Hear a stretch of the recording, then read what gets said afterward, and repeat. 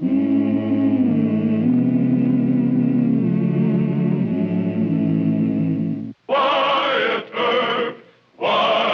Earp, brave, courageous, and bold.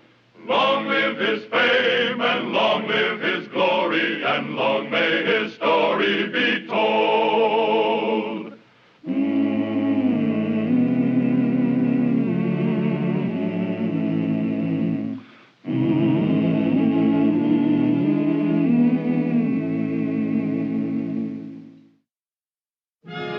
There was a saying in the West. It varied from place to place, but it always went something like this. There's no Sunday past Junction City and no God past Abilene. At times it seemed there was some truth to that. But there were men who carried God in their hearts. What do you think you're doing? Sinners repent. The sin of gambling. Great evangelist, huh? Is that you? Get out, Reverend. You'd better watch out who you're throwing down on the ground, sir. And you ought to look out where you're putting your posters without permission. My permission comes from above. Yeah, well, I own this saloon, and I don't want handbills on it, especially yours. You'll rue this day. Vengeance is mine, saith the Lord. And the hour is not far off when this man will feel the wrath of the Almighty. I said get out. Though you purge me with hot irons, yet I shall preach. Why, you... Hold it. You leave him alone. Do your duty, Earp. There's an ordinance against putting handbills on private property. It's a small fine, Mr. Gainley. Doesn't call for a pistol whipping. I've had all from you I'm going to take. Break it up, the rest of you.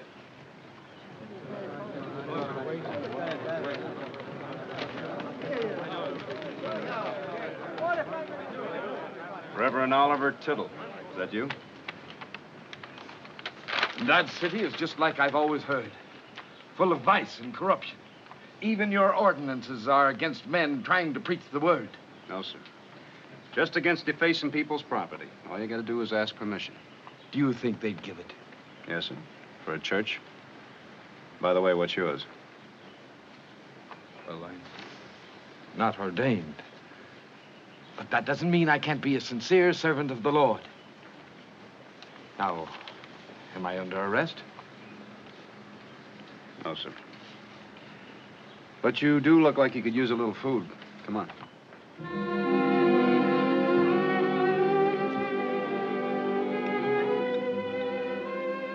You haven't even gotten all the trail dust off of you. And already you pick a fight with the meanest man in town.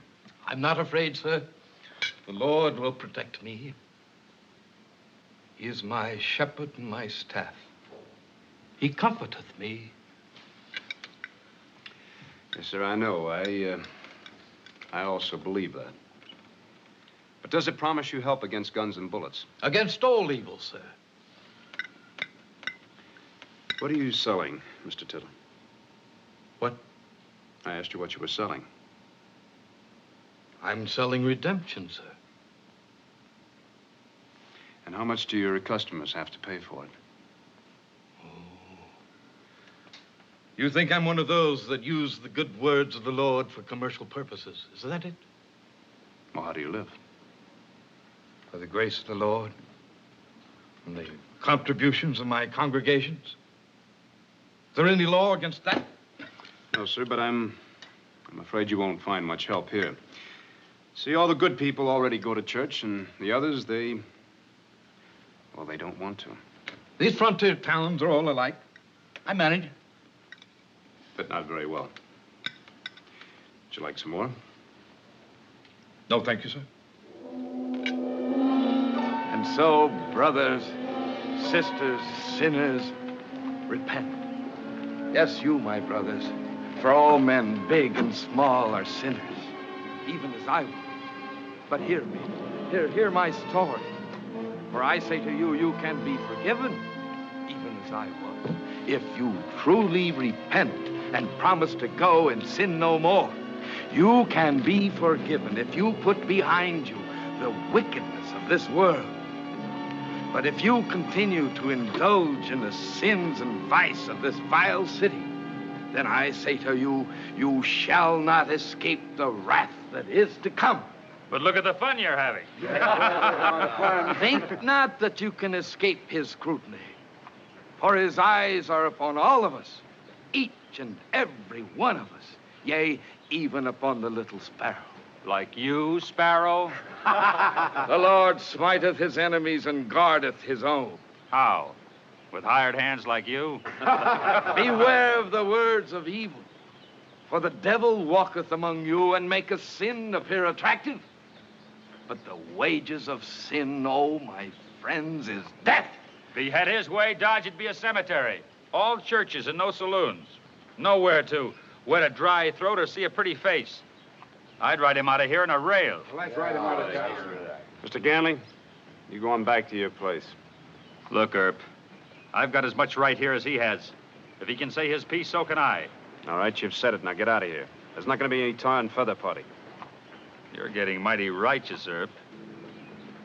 All right, boys, come on. Free round for everyone. No, wait a minute, my friends. There can be redemption for all. All will be forgiven. If you just listen to the word. Looks like you lost your congregation, Mr. Tittle. I'm not beaten easily, sir. Well, neither is Mr. Ganley. Now, if I were you, I'd find someplace else to preach. Are you running me off the street? No, Mr. Tittle, I'm just asking you to be careful. Tar and feathers aren't pleasant.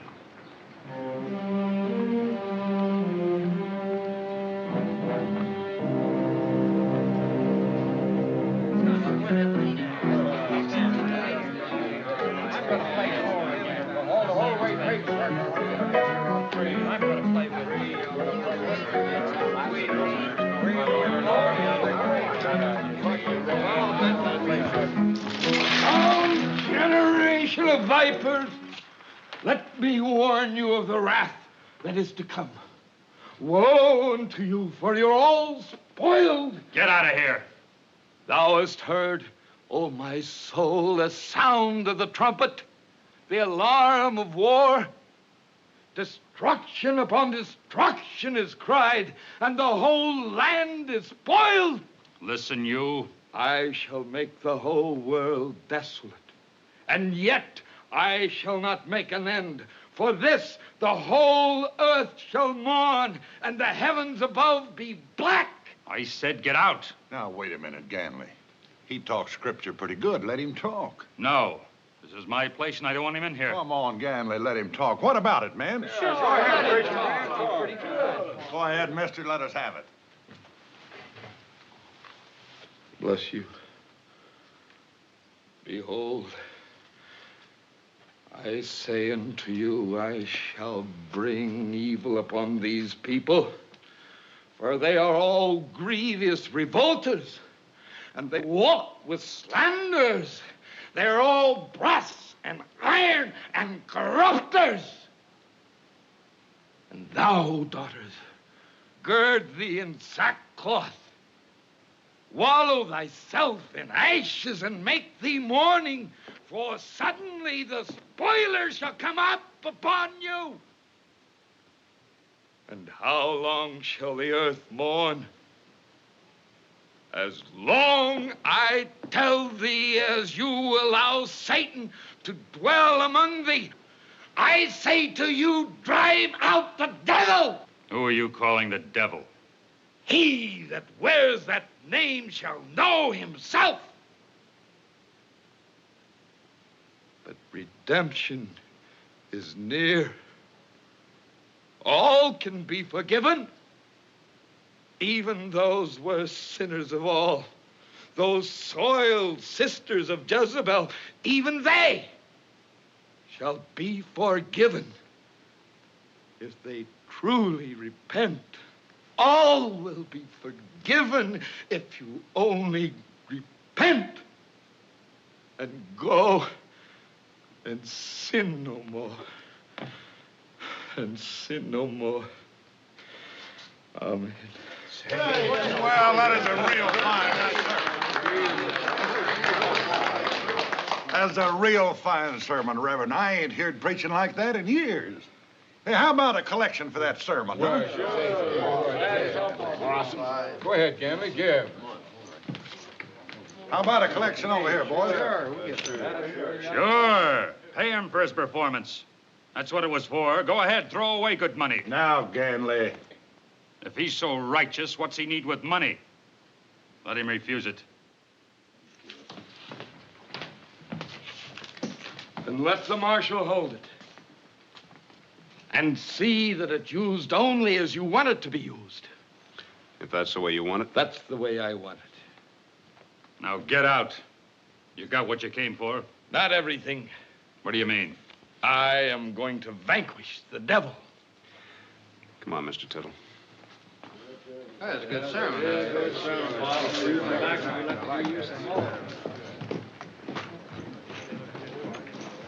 You're brave. But I hope you're not too brave.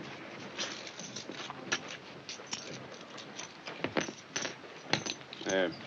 You need to eat. Otherwise, you won't be good for your work.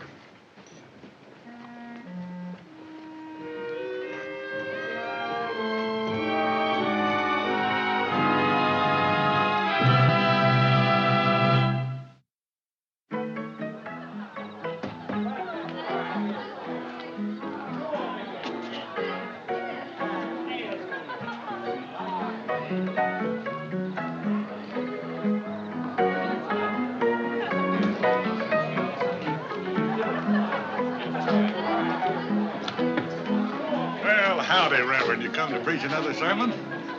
Or maybe you was figuring to set in on this little game. Is that money burning a hole in your pocket? Go on, sit down. Go ahead. Nothing ventured, nothing gained. You might multiply the little stake and make more money for the church. Go on. Well, go ahead. It's a friendly game.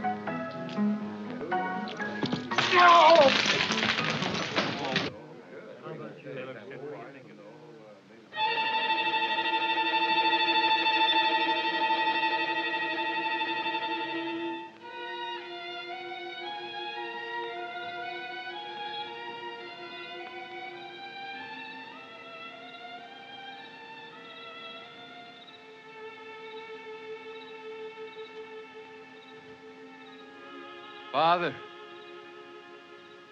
I thought the gambling fever had gone. But it hasn't. It's still there, tearing away at me. Always. Everywhere I go, he's there before me. The tempter, the devil. I try to fight him, Lord. I try to do battle for you. But I'm weak. Tell me what I'm to do. Give me a sign.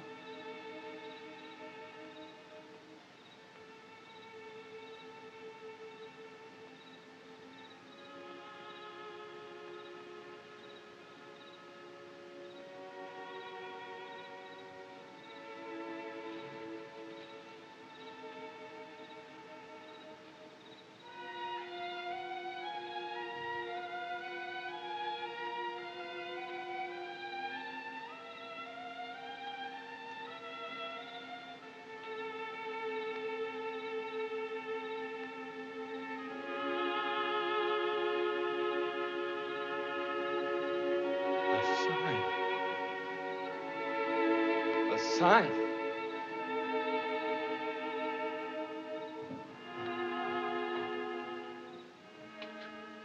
Marshal, that money is going to build another fine church for the Lord, right here in Dodge. Well, we can certainly use a new church. But it's going to have to be quite a return on your investment, and I don't know any investments that are that good. Legal ones, anyway. It's legal. Maybe it's sort of a miracle, like the loaves and the fishes. You might say something like that. Mr. Tittle. Marshal, I was told to do this. How do you know? I received a sign. This is for the Lord's use. Well, I guess I'll have to take your word for it.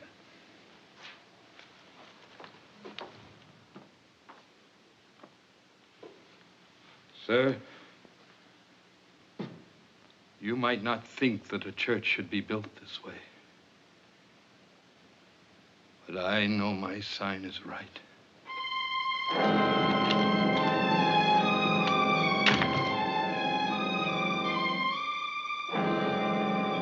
It ain't no fun drinking along. Go on over here, one of you girls.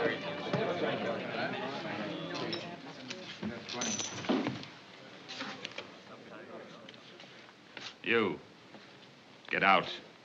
No more of your sermons. I'm not here to preach. Then what? Play.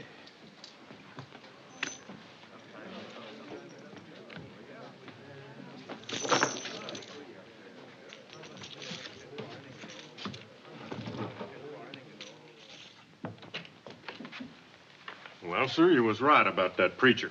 He's sure a-heading for trouble now, and with half the town a-watching him. What's he doing? He's a-playing draw poker with Ganley.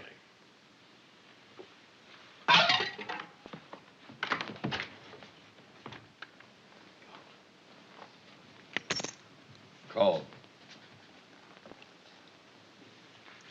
3 ladies. Aces and tens full.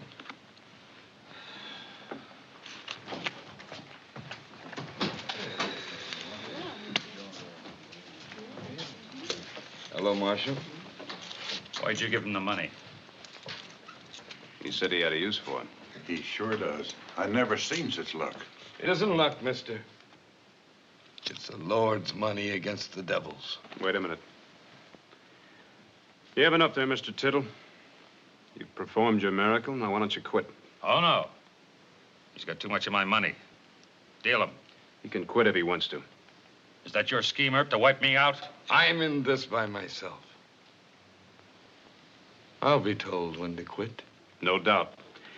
And then I'm going to run you out of town. Why? Because I don't want a phony preacher here. Well, Marshal, his preaching ain't phony. It's real good. That's your money he's using to gamble. Oh, we got our worth of it, didn't we, man? Don't you trust me, Marshal? I don't think you're a real preacher, Mr. Tittle. I think that's just a front and that you're really a gambler. You're right. Your Marshal is right, friends. I'm a gambler. Been one all my life. Up until a year ago, and that's true. But I'm a preacher, too, and that's true. I tried for a long time to get rid of the bad, Marshal. But it kept coming back time after time after time until I lost my home, my family, my wife, my self-respect. And then a year ago, I turned to heaven for help. And I was cleansed. And ever since then, I've been wandering and preaching. Running away, hmm? Maybe. But I haven't gambled since. Until today? I was told to do this, Marshal. It's for his inscrutable purpose. This time it isn't sin. I won't lose. I can't lose. Well, Mr. Ganley, you can't beat that. Deal him.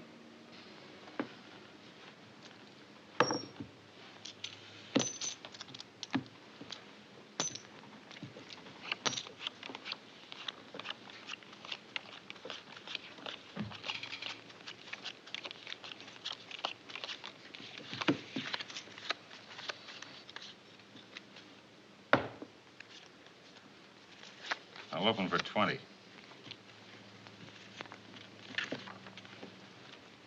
And 50 more.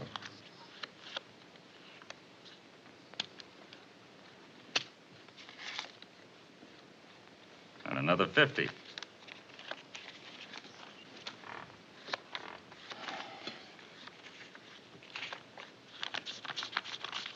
And 50 more.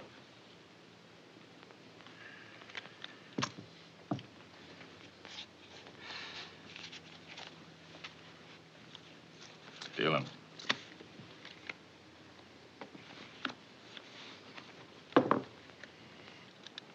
Three.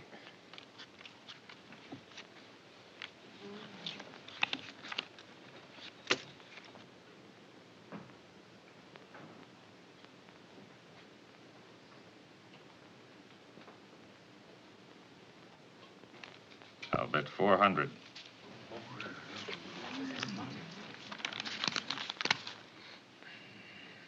And 500 more.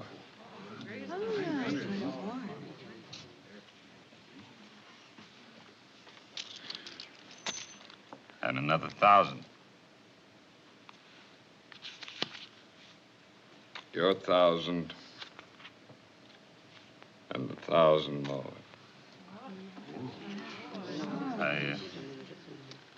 I haven't got that much. You can put in your IOU for the saloon. No.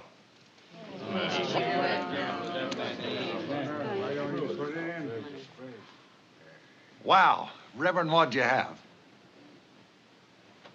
I'll bet he bluffed you out, Ganley. Deal me out. I've had enough. You can't play against a man like him.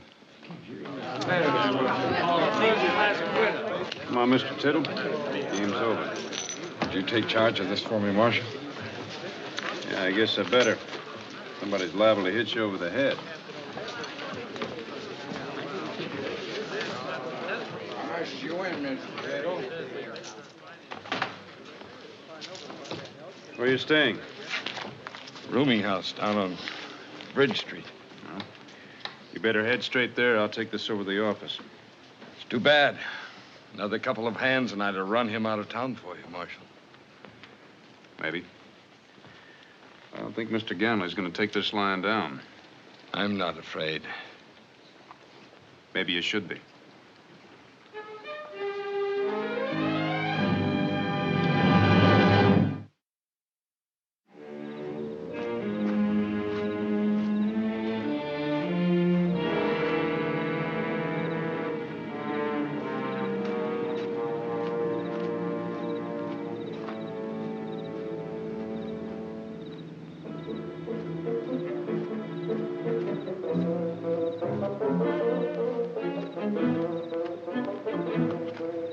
Ganley, drop that gun.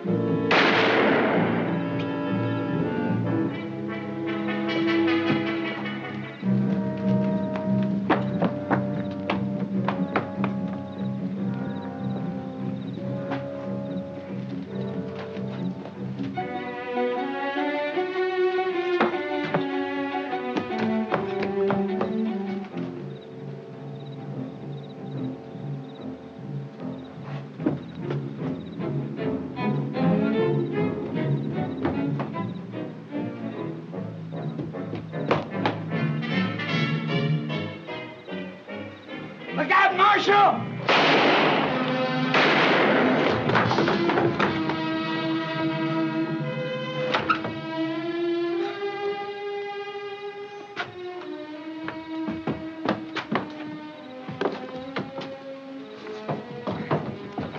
Get a doc.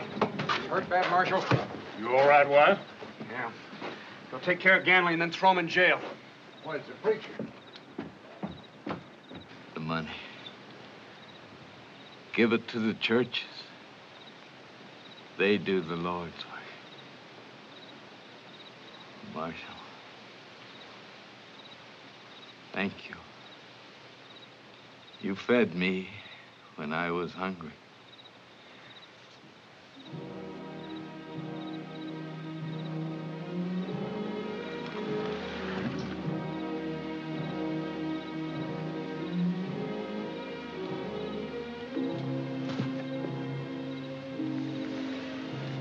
He was a strange man, Marshal. Like the Indians called holy. He did what he set out to do. He rid Dodge City of one of its devils. Mr. Ganley will hang for murder now.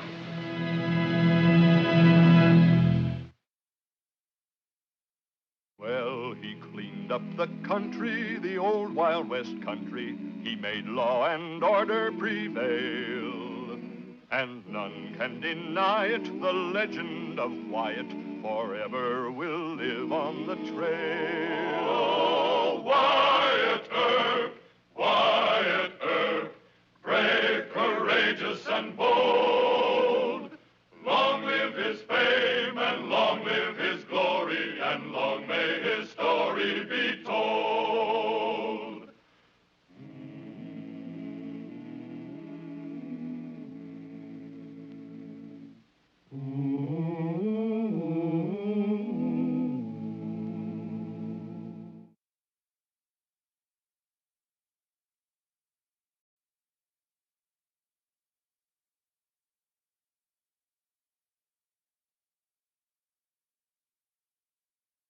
Wyatt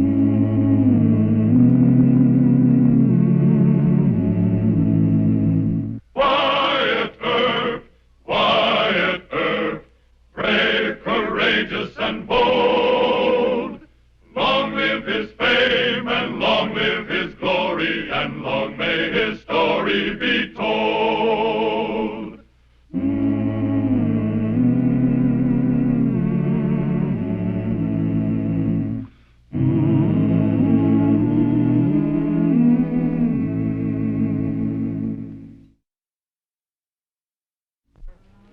Of all the problems which faced the frontier marshal, the matter of cattle stealing or rustling was the most dangerous. It was not a crime confined to hoodlums or fly-by-night cattle spreads. Many of the biggest cattlemen of the day were involved. To Marshal Wyatt Earp, a rustler was a rustler, big or small, and this belief plunged him into the notorious Rep Cantwell case. Dodge City erupted in bitter words and deadly gunfights. All the drinks are on me, boys. 2,000 head and a rough trail, but they're all fat and sassy.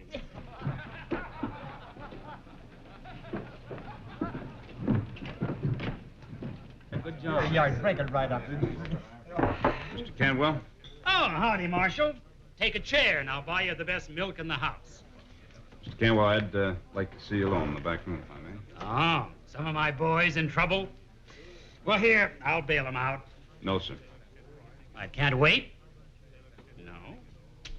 Well, excuse me, gentlemen. You are sure a good family, though. I'll tell you, it's all free around here. Come on, drink now.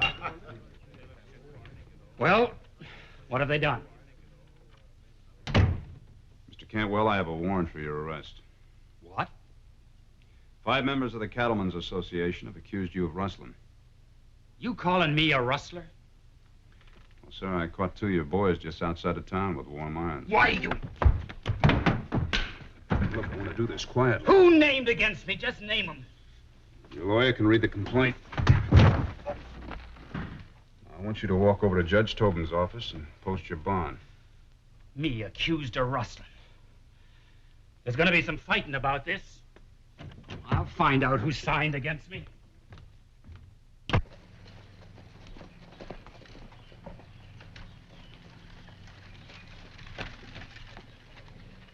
The boss is in trouble, ma'am.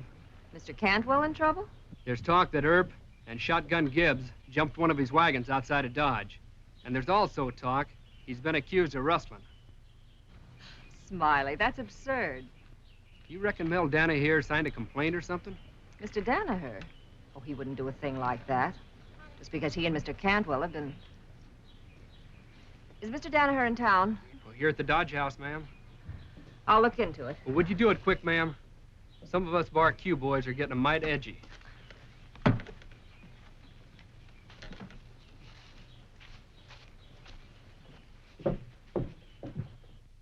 Here's bail for myself and my men.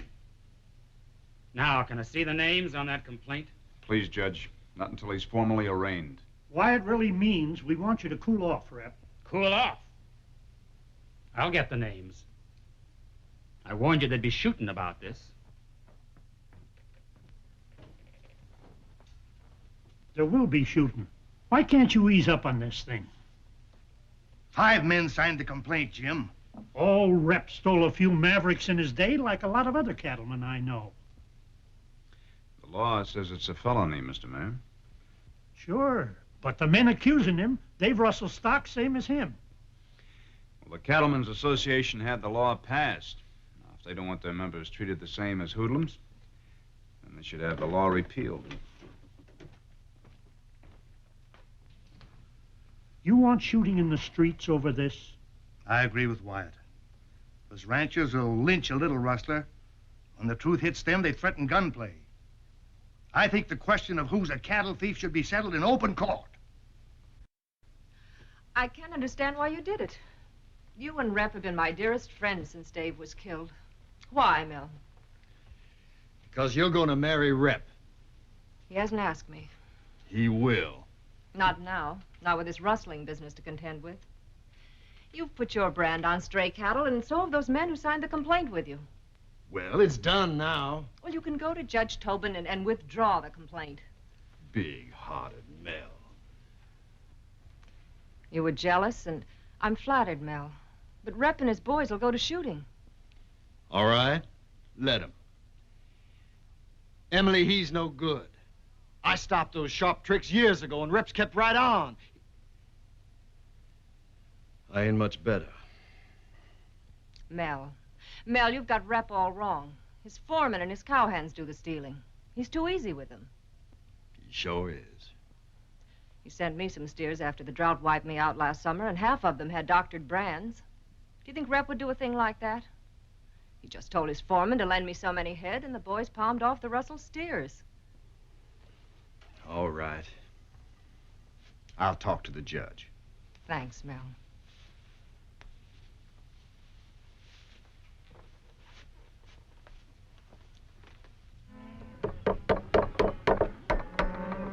You and the judge are just a-heading for needless trouble there. How's that, Mr. Gibbs? Well, there's maybe 50,000 head of cattle driving towards the railroad. I ain't never seen a cow outfit yet that didn't steal a lost dogie or put its own brand on a maverick. Well, you missed the point. I reckon I do. Judge Tobin and I think the law against rustling is too severe. Now, by enforcing it against the big fellas, maybe we can show them all up as hypocrites. Yeah, and show me up, too. You're a rustler? Well, you see, I found Roscoe on the prairie when he was just a colt. He'd been brush branded, but I knowed the hair'd grow out and cover it up. Why, Mr. Gibbs. When I got my side of it, too. If I hadn't have found Roscoe, he'd have died in the next blizzard. But strictly speaking, I'm a rustler. Mr. Gibbs, your secret is safe with me. That ain't funny, what? Rustling's a fighting word. Mayor Kelly's plumb right. You ought to drop that case again, Cantwell. Now, don't start anything, and don't take any name-calling either. And leave Mel Danaher to me. I have an idea his name is on that complaint.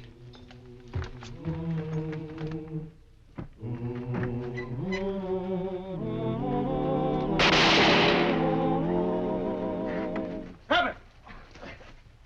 Get down there. Nick, run get McCarty. How'd this happen? Tony Josh Buck about being a rustler.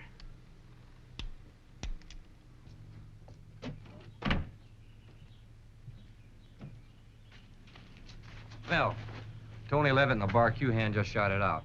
Both hit. Put on your gun belt, Mel. Them Bar Qers are after us. I was going to drop charges. Too late now. Shooting's commenced.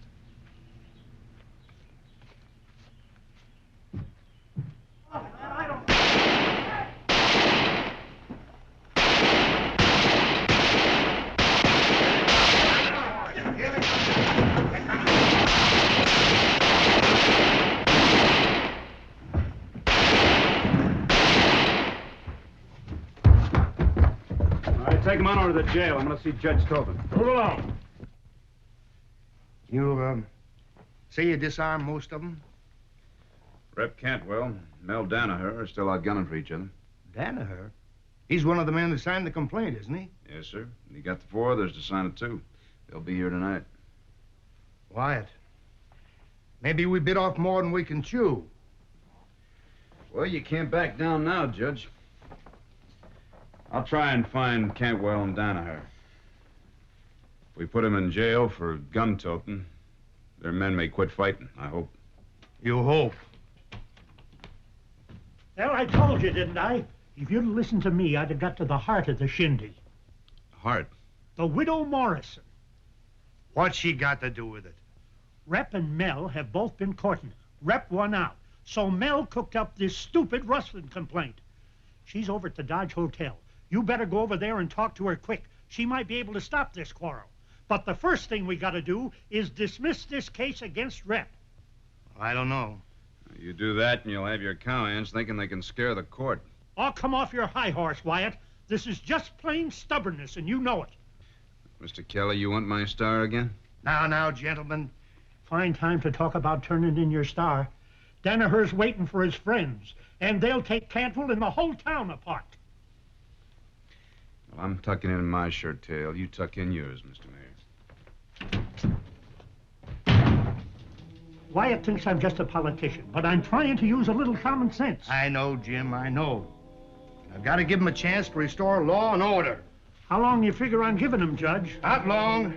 Till tomorrow. Too long, believe me. I said until tomorrow.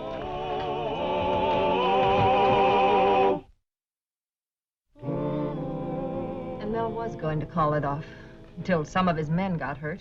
He promised me he would. Mel Danaher started the trouble. Well, where is he now? Out on the trail somewhere, looking for more friends to help him make more fight. Yeah, they'll come back with guns, Emily. Well, I told you about Mel and his black Irish temper. Rep, listen. Please go out to my place and wait there. I won't run. It won't be running. With my men and what's left of yours, we can put up an even fight if we have to. Thanks, honey, but I don't drag you into a fight. I can hire some guns, make it even. More shooting. No, Rep, please, Yes, who is it? Marshal Earp, ma'am. Just a minute. He mustn't find you here. Go through the bedroom and down the fire ladder. Rep, you do as I say. Oh, all right.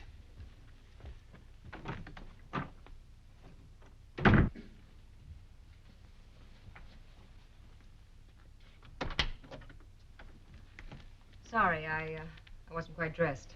That's quite all right, ma'am.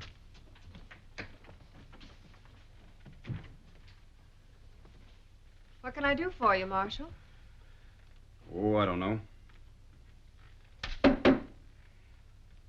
Mayor Kelly seems to think that you can stop the row between Mr. Cantwell and Mr. Danaher. I tried to do that. It didn't work. Oh, what went wrong? One of Mel's men called one of Rep's men a rustler. Then the guns went off. But the chief trouble is that you and Judge Tobin insist on prosecuting Rep. Mrs. Morris and I had a veterinarian take a look at the Santa Fe pens. He claims that Mr. Cantwell's herd has been brand tampered. Well, what herd hasn't? Come down and check my cattle. By your standard, you think I was a rustler, too. I sure wish you'd have another talk with Mr. Danaher. He's out on the trail somewhere, waiting for the other hypocrites who signed that complaint. Would you know where? No, Mr. Earp. Even if I could find Mel, he wouldn't listen. Well, I guess I'll just have to try and have a hand at it myself. Sorry to have bothered you. Sure. You're sorry. You men, Rep out hiring gunfighters, and Mel's coming in with fresh guns. I didn't pass the rustling law. It's just my job to try and enforce it. Then why don't you arrest your own chief deputy? Mr. Gibbs? Mr. Gibbs. Rep said his mule was hair-branded as a colt. Why don't you ask Mr. Gibbs point blank? Well, I kind of think it'd be more point blank to try and find Mr. Danaher and arrest him before more shooting starts. But if you want to swear out a complaint against Mr. Gibbs, I'll serve the warrant. And try to get the evidence? What do you mean? Kill the poor animal, skin him, and see if the hair brand shows on the inner side? I don't think that'd be necessary. If Mr. Gibbs is guilty, I'm sure he'd admit it. I doubt that very much. But why are we wasting time? All I want now is for you to find Mel and put him where he can't continue this fight. Well, I'll do my best, ma'am.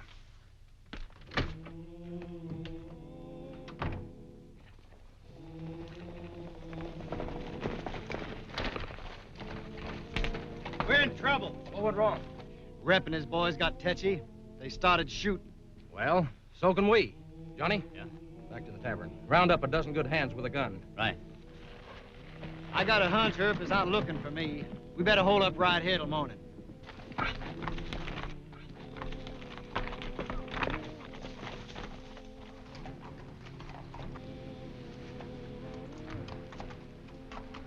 Mr. Gibbs, you and the day patrol turn in.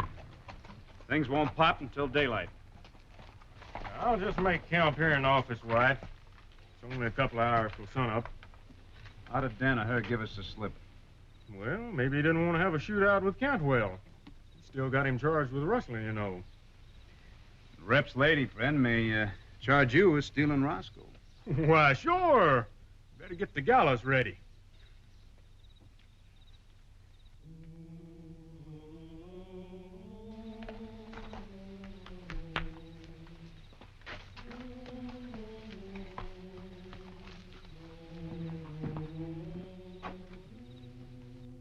I don't like it, Emily. I know. You'd rather fight it out with guns. But stealing a mule and threatening to... All right, then stay here. I've already told Rance what to do. If it doesn't work, you can still have your gunfight with Mel. And if you live, you'll go to jail for rustling. Emily. Goodbye, Rep.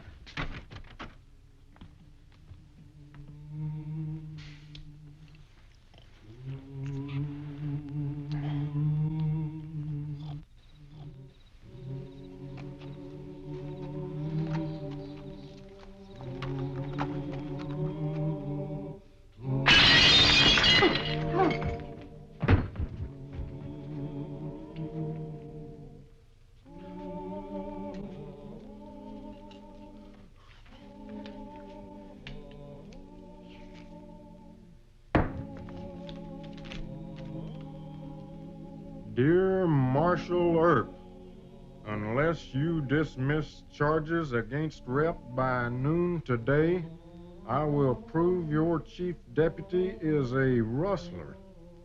I hate to kill an innocent animal, but the lives of men are more important than beasts.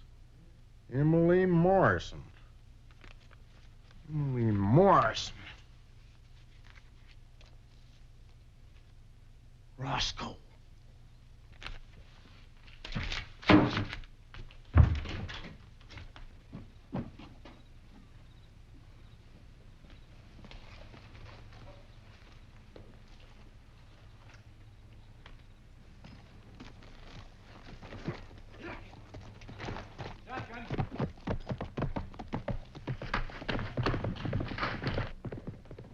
Shotgun!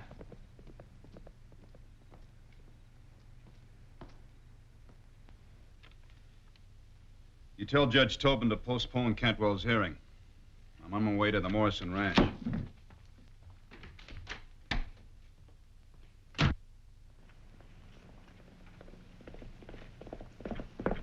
Ain't that Shotgun Gibbs? It sure is. I wonder where he's heading. It's mighty strange for Herb to send him away from Dodge right now. Hold it, boss. Who's that yonder? Well, I'll be. That's Herb himself. Herb might have sent Shotgun. He wouldn't leave. Hey, Rip, Cantwell up for hearing at 10 o'clock? Uh-huh. Rep must have jumped his bail. He skun out on us. That's the trail to Mrs. Morrison's. Yeah. Maybe we'll catch him there. Come on.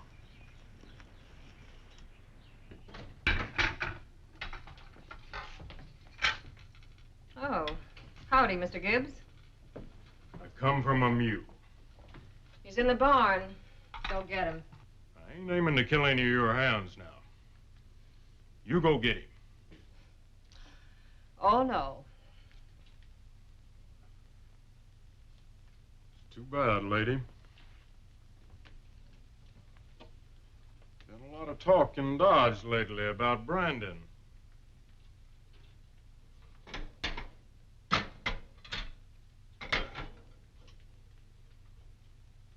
Maybe you ought to be branded. You wouldn't dare. I want my mule, and I want him without having to kill any humans. Now, you better go fetch him. I don't bluff that easy, Mr. Gibbs. I told Marshal Earp what he'd have to do. Well, I ain't gonna go along with that. And I ain't bluffing. Put that down. I'll scream and my men'll... Hold it. Mr. Gibbs, you're under arrest. He threatened to burn me with that thing. What'd you expect? Gibbs would be mighty fond of that animal. Have your men go get him.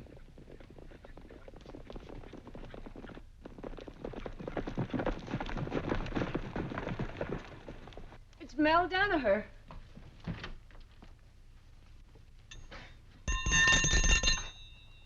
Come on.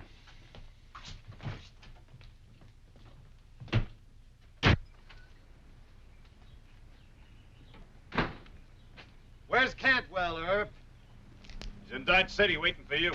You're a liar. And you're jailbait. Lift him. That's far enough. All right. Throw your guns right out of here, all of you. Come on. You two, come on. Come on here.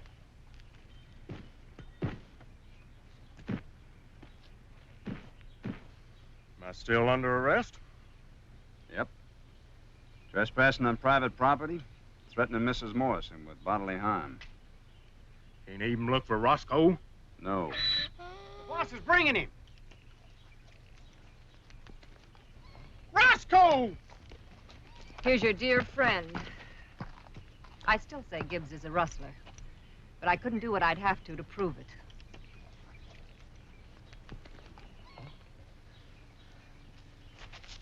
Well, you've won, Mel. The judge will send Rep to prison. I hate you. I hate all of you. And that goes for you double, Mr. Wyatt Earp. Well, ma'am, I'm kind of used to being hated. Mrs. Morrison has refused to press charges against Mr. Gibbs. In the case of Mr. Cantwell, charged with cattle rustling, all the complaining witnesses have refused to testify. Mr. Cantwell, however, has agreed to surrender 31 head of doubtfully branded steers. They will be sold for charity. Any comments, Marshal Earp? Only this, Your Honor. I think the present law against cattle rustling is bad. Under the present law, a small cattle thief is hanged, while the big one becomes a respectable member of the Cattlemen's Association. I agree with you. Your remarks will be put into the official record. Court's adjourned.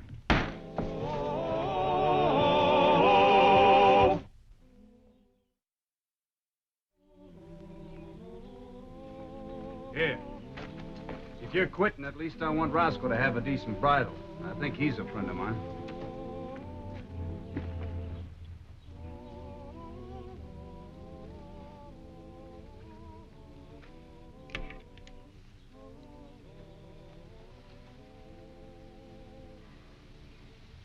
You ain't got a lick of sense making friends with that lawman.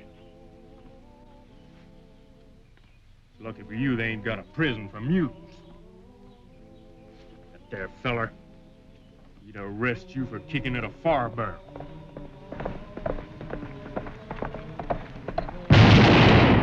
Hold on there, Sonny. Be sure you check that gun pronto.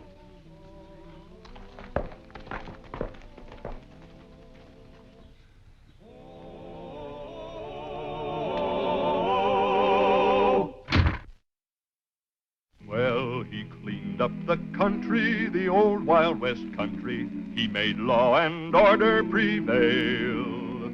And none can deny it, the legend of Wyatt forever will live on the trail. Oh, Wyatt Earp, Wyatt Earp, brave, courageous, and bold. Long live his fame, and long live his glory, and long may his story be told. Long may his story be told.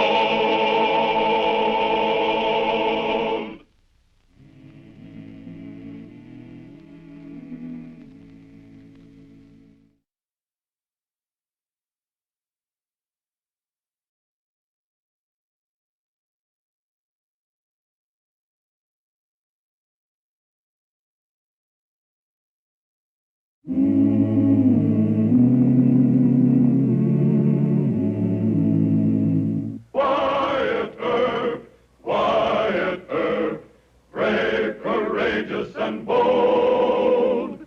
Long live his fame, and long live his glory, and long may his story be told.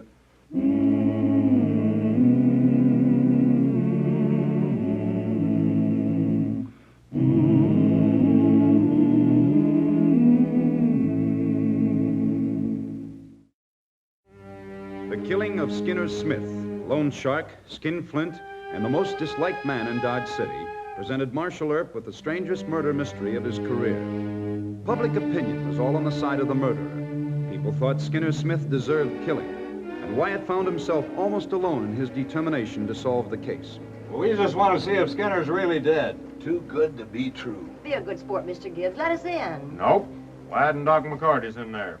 I got strict orders to keep all of you out. Now, why don't you move along? Get along. Well? Let's just say he died of heart failure. And good riddance. Doc? It was poison, wasn't it? I guess so. Well, this town loathed him. Skinner Smith had it coming. That's not for you or I to say. My job's to find out how he got that poison. Wyatt, can't you let it drop? Nope. All right. Here. I found it in his hand. Plug of chewing tobacco. The killer poison this? I suspect so. Just call it heart failure, save a lot of trouble. You can't do that. You're the coroner. Now, is there any way of testing this for poison? Look, Wyatt, Smith was the meanest man in Dodge. If you do find the one responsible for this, he'll be a public hero. Why get involved? I'm willing to sign the death certificate. You just think you are. Look, I don't know anything good about Smith either. But murder's murder, and we're public officials. All right. It'll take me a half a day to test for poison. But as you say, I'm coroner, and I get paid $10 a month. You never signed a phony death certificate in your life. Now do your duty, coroner. All right, you folks move back and let the doctor. Stay back here. Hey, cut that out and go about your business. Loudmouth busybodies. Doc thinks he was poisoned. Strychnine? He's making an analysis. I hope it is strychnine. Got any idea who done it? No. But you take these pawn tickets and work on them. I'll work on the ledger. We got to list his clients. You want me to arrest everybody in town who admits they threatened they wanted to kill Skinner? No, Mr. Gibbs, but just try and find somebody that had a fight with him recently. Well, I'll have to arrest myself then. You? You want to hear some of the names I called Skinner? Not right now, Mr. Gibbs. Come on, let's go to work.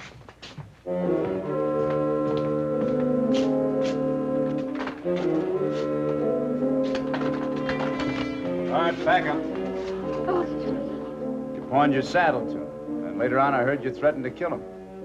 Yeah, I threatened to kill him. He sold my saddle because I was 2 days late in redeeming it. But you didn't kill him? No, just never got around to it, Marshal. And that isn't all, Mr. Erb. Skinner charged me $5 a week interest on the ring. When I paid him off, I found out that he'd put a phony diamond in place of the real one. Why didn't you come to me about this? It was his word against mine. I figured that when my gentleman friend got in from the drive, he'd even things with Skinner. Yes, sir, I did say he ought to be shot. Why? He dug up an old note that he said, "Dear Miss Dora, may God rest her lovely soul," still owed him. I tore it up and slapped his face. Yeah. One of nature's noblemen, Skinner Smith. I wish you'd be practical. If you did find the man who did it, how would you get a jury to convict him? Well, that's their job, Mr. Kelly. My duty's done when I bring the murder to trial. Bad cess to you. That's Irish for hoping you never solved the case. Oh, I'll solve it. I'm stubborn that way. Thank you, Mr. Kelly.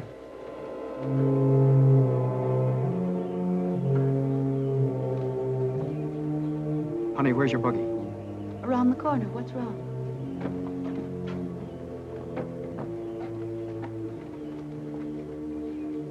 There's no one here. You can tell me now. I've saved enough money. Why don't we get married? That again. Yeah. Only this time, I've got to get out of town, Janie. Clark, you're not in any trouble at the bank, are you? No, of course not. It's... Well, I'm asking you to trust me, Janie. To marry me now, today. Clark, you know that's impossible. Grandpa had another spell with his heart this morning. Grandpa. It's always Grandpa. He hasn't much longer, Clark. I'm the only one he has to take care of him. I'm sorry. He doesn't think much of me, but I'm right fond of him. Well, I don't defend Grandpa. He has some notions that I ought to marry a soldier or a fighting marshal like Mr. Earp. Clark, I love you, but you're going to have to be patient and understand. All right. I'll try. Not here, please. You better get back inside.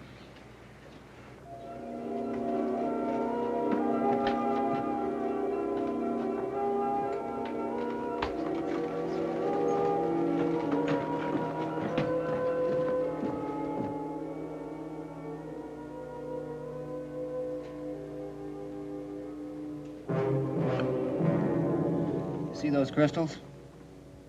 Prussic acid, and perhaps some strychnine. Enough to kill a horse. One bite at that plug did for Skinner. You found any suspects? Couple of dozen. Haven't talked to a man or woman that isn't a suspect. Come in. Well, how'd you make out?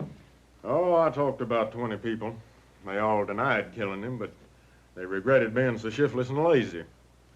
The only way you can narrow it down is to find someone who had access to poison in undiluted form. What about your patients, Doctor? Don't you prescribe strychnine, prussic acid? Very small amounts. I couldn't help you anyway. Confidential relation between doctor and patient. Yeah. Well, what are you so cheerful about? Killing Skinner is a public service. I think Doc done it. Arrest me, Marshal. Gentlemen, murder is not funny. Mr. Gibbs, you and the deputies don't get any time off until we solve this case.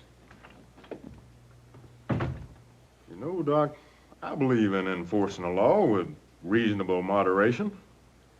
But old Wyatt there, he's got the stern moral character of a bloodhound. I will have to help him, Shotgun. He is right, you know. I know he is. Doc, you got any smart ideas on this thing? No, but I'll check my records. 11 patients to see, and I play detective. Give Wyatt a tip. Suggest that he look on the respectable side of town. This is no tramp's job. Thank you, Doc.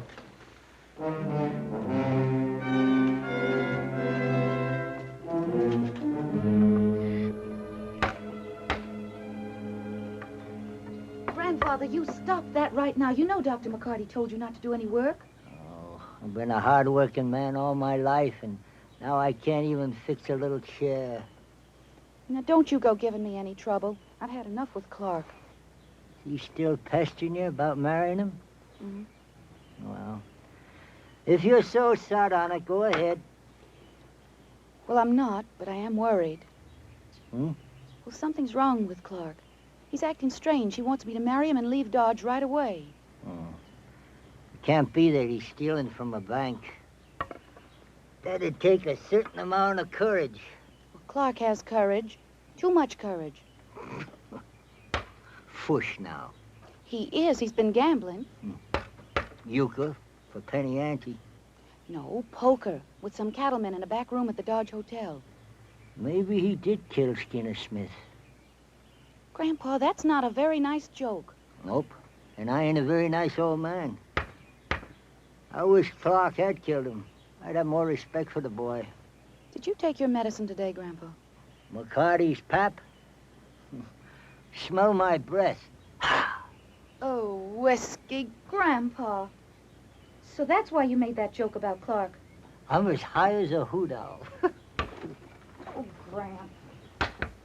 Ms. Rod Morris, $15. All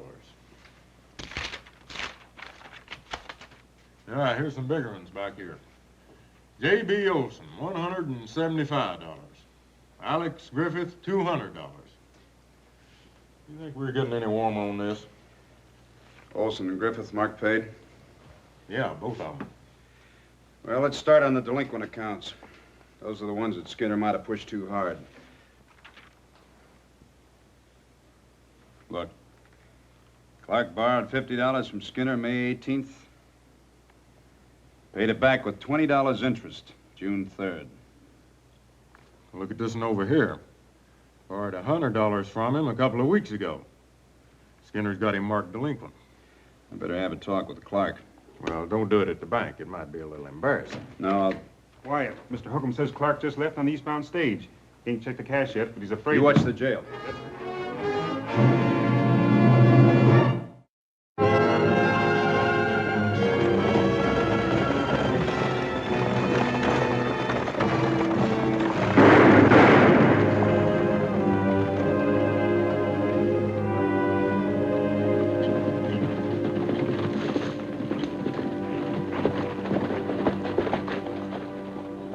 Matthews, Mr. Matthews, the bank thinks you ought to postpone your trip for a few days.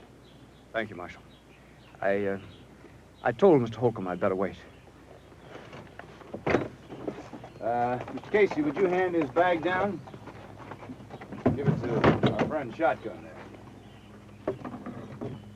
Thank you. Thank you, Mr. Casey. Come on up here. Get up! Up! Ah!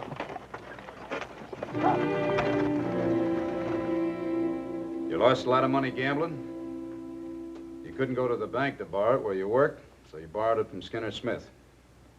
Paid Skinner every dime I owe him, and with interest. Go on. Then he started blackmailing me. Threatened to tell my boss I'd been gambling. I didn't kill him. Well, I'm going to have to hold you. I know it. You better let me notify Miss Janey and Grandpa Logan. Oh, no, sir. Please. Well, they're going to find out about it anyway. You may need a lawyer. Do you think I killed him, Mr. Earp? Still haven't told me why you tried to run away. No, sir. I never will. Well, the law says you don't have to. Come on. Mr. Gibbs, I do feel you may need a lawyer. Mr. Gibbs, we're going to hold Mr. Matthews. Suspicion of murder. Put him in a cell by himself. Son, why don't you make a clean breast of the whole thing? Said all I'm going to say.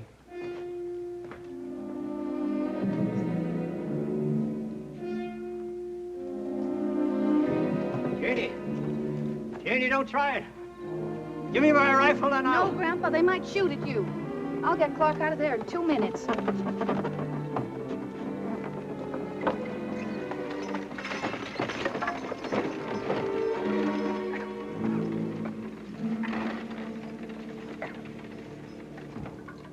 Hello, Wyatt. Hello, Doc. Well, you probably arrested the right man. No? Why do you say that? He was one of my patients. Under oath in a murder trial, I'd have to testify that he had access to poison.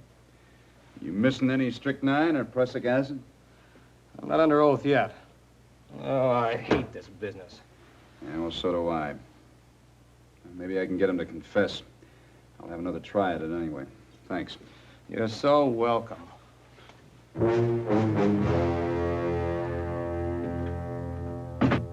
You give me those keys. I ain't got 'em, sis. Are you telling me the truth? Marshal Earp has the keys. Where'd he go? Doc McCarty's. Why don't you rest yourself, Miss Janey? Them old big buffalo guns is mighty hefty for a gal like you to be lugging around. Oh, that's just a trick to disarm me. No, I ain't gonna try that. I just want you to light somewheres. Why don't you have a seat on that bench over there? Oh, no. Did I hurt you? No, Miss Janey. A little gal like you shouldn't be carrying around a loaded rifle. Mr. Gibbs, you take Miss Janey on home. Tell her grandfather he can have his rifle back in the morning. Clark didn't do it. I know he didn't. Easy now, sis. You turn him loose. You can't make him confess to something he didn't do. Clark's gonna need a lawyer, Miss Janey. You tell Grandpa Logan that. Come along, sis. Can't I even talk to him, please? Not now. In the morning. You shouldn't be a deacon in our church. You're heartless and cruel and mean. Pete, bring Mr. Matthews in here.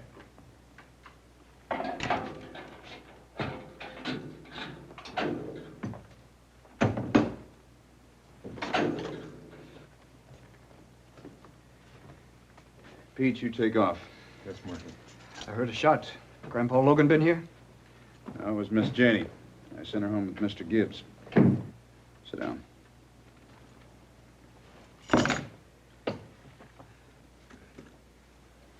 Mr. Matthews, I've advised the Logans to get you a lawyer. You had a very strong motive for killing Mr. Smith. I think I can prove you had access to poison. All right. You prove that. Why don't you tell me the whole story? I think Judge Tobin will be lenient. No, sir. You still don't want to tell me why you tried to run away, huh? Marshal, I've talked too much already. You trying to shield someone? Now, you just do what you have to do, Mr. Earp. Listen, why don't you confess and get this whole miserable business over with? I can promise you an easy sentence, maybe a parole. Judge Tobin will be here tomorrow. Look, what's the sense in forcing this trial?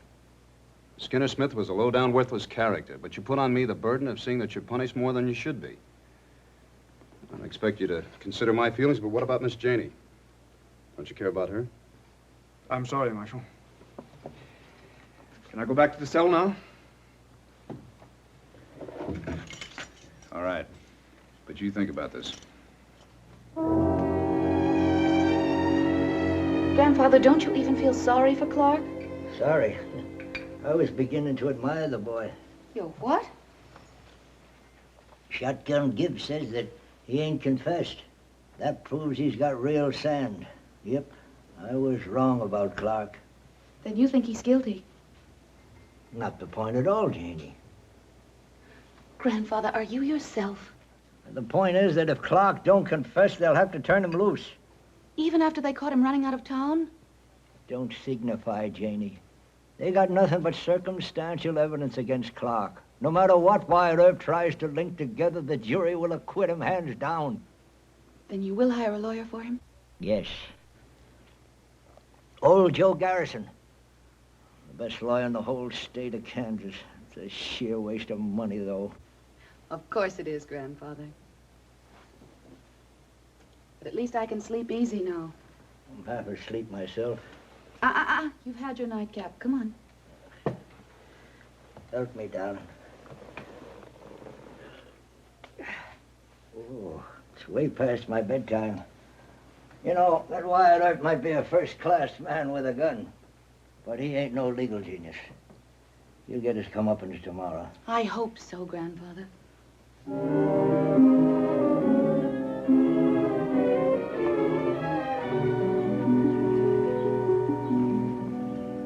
Well, morning, Judge. Howdy, Wyatt. I got a murder case for you. No? Well, who's the victim? Skinner Smith. Oh, that's logical. I warned Smith to leave Dodge months ago. Who killed him? Young fellow works over the bank, Clark Matthews. It's only circumstantial evidence, though. Well, let's go over and have breakfast, and you tell me all about it, huh? Yes, sir. I link blackmail to the fact that Clark Matthews tried to run away, and the further fact that Doc McCarty admits that he had access to poison. Mm-hmm. So I'm going to have to ask you for a bench warrant charging Mr. Matthews with first-degree murder. Yes, I suppose you do. It's a sound circumstantial case, isn't it? If anyone but Skinner or Smith were the victim. You mean a jury may not convict? That's about it. Well, how about a change of venue to some other town? Well, I can't order that. Not unless you're willing to testify that the citizens of Dodge have made threats against you in the court. No, sir. Change of venue is customarily the right of the defendant, not the prosecution. Well, I have no case. Well, frankly, Wyatt, I don't even think you have the right suspect. How's that? Now, you suggested the possibility that Matthews was shielding someone. Hasn't it occurred to you that someone killed Smith to shield Matthews? Well, You said I could see Clark today. yes, sir. Oh, I think you've met Judge Tobin? Yes, I have. How are you, sir? Fine, thank you. And how's your grandpa? Well, he's worse, I'm afraid. Oh, I'm sorry to hear that. Marshal Earp didn't help any when he arrested Clark. Grandfather had a very bad night. I had to send for Dr. McCarty. Wyatt, I'll arrange for Miss Jane to see young Matthews. I suggest that you go on over and pay a visit to Grandpa Logan. He's a wonderful old man, and I think you owe him that courtesy. Oh, yes, sir. I'll go right away. But don't you mention Skinner Smith. No, ma'am, I'll be careful.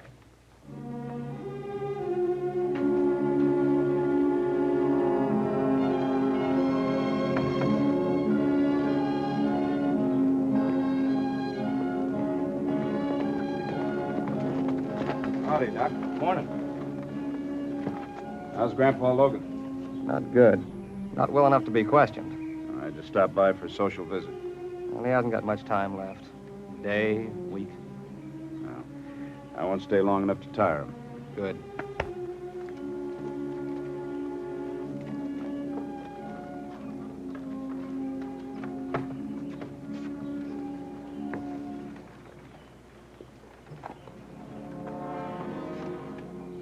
Grandpa Logan? Yep. Who is it? Wyatt, sir. Come in, Wyatt.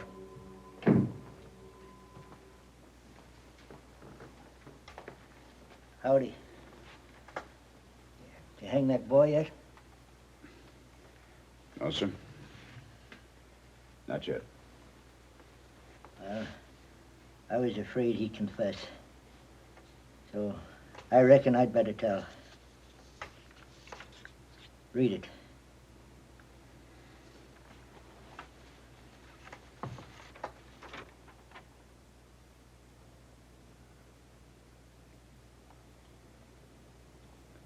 The doctor said it was prussic acid. Mostly strychnine, with some rattlesnake venom. Every time I went downtown, that Skinner would grub a chaw of tobacco from me. The other day I told him, take the whole thing. He took it. Yes, sir, he took the whole grub and chaw and tobacco. How'd you know Skinner was trying to blackmail young Matthews? No. That twisty skunk. He told me Clark had threatened him. I called that boy on the carpet, and I told him, you leave the killing to one who's poisoned coyotes and wolves. You fetch me my cane, Marshal. I'll go along with you. No, sir.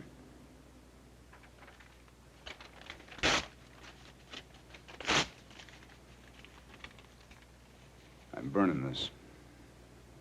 But I don't want you to write anymore, Mr. Logan.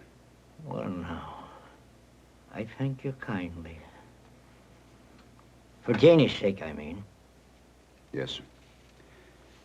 For Miss Janey.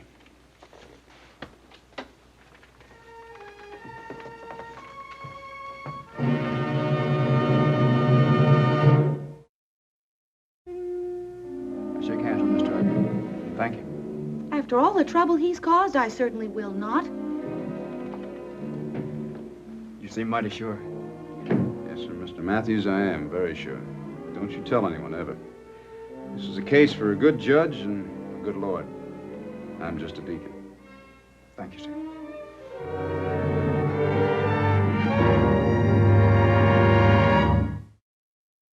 Well, he cleaned up the country, the old Wild West country. He made law and order prevail.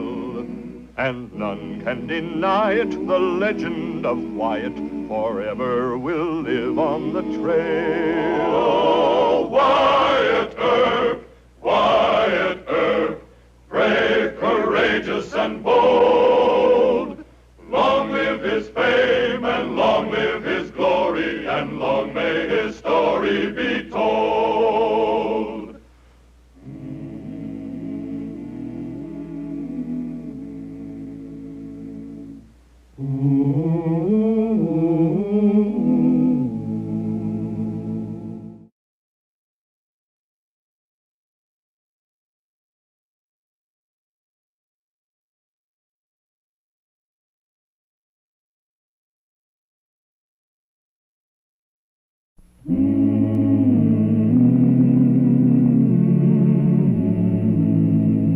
Wyatt Earp, Wyatt Earp, brave, courageous, and bold.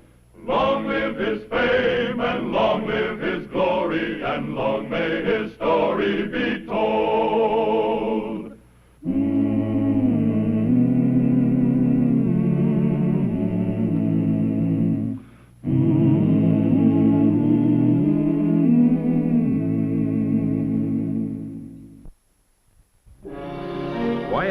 brothers, Virgil and Morgan, came to Dodge City in the fall of 1879. They wanted Wyatt to return with them to Arizona Territory, where opportunities in ranching or mining seemed to be almost fabulous. But neither Wyatt nor his brothers realized that Arizona at that time was ruled by a handful of corrupt officials in league with cattle thieves, stage robbers, and hoodlums. The Earps had ample warning of this situation when old man Clanton and his boys stopped off in Dodge.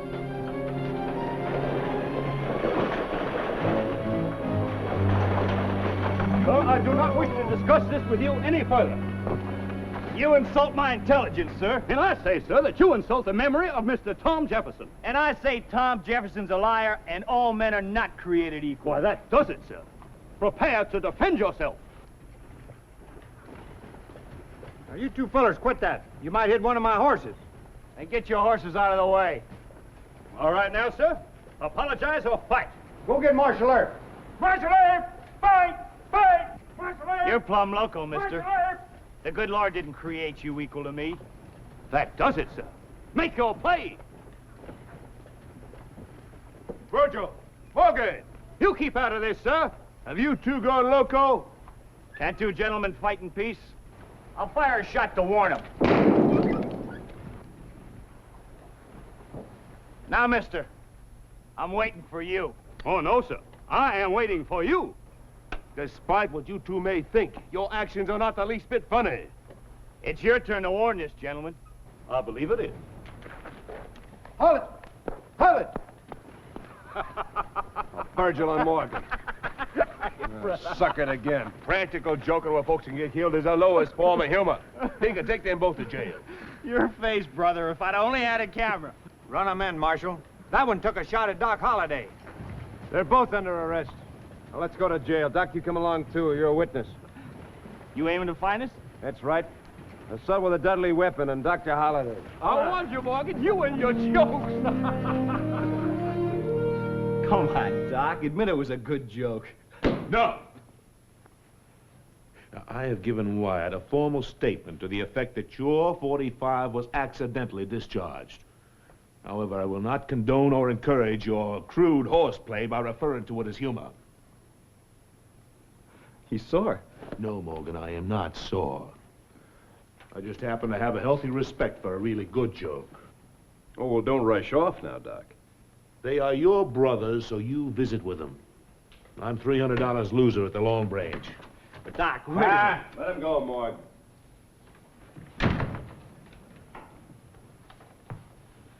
He hasn't been feeling too well lately. These all the letters you brought from home? Well, I could remember to bring.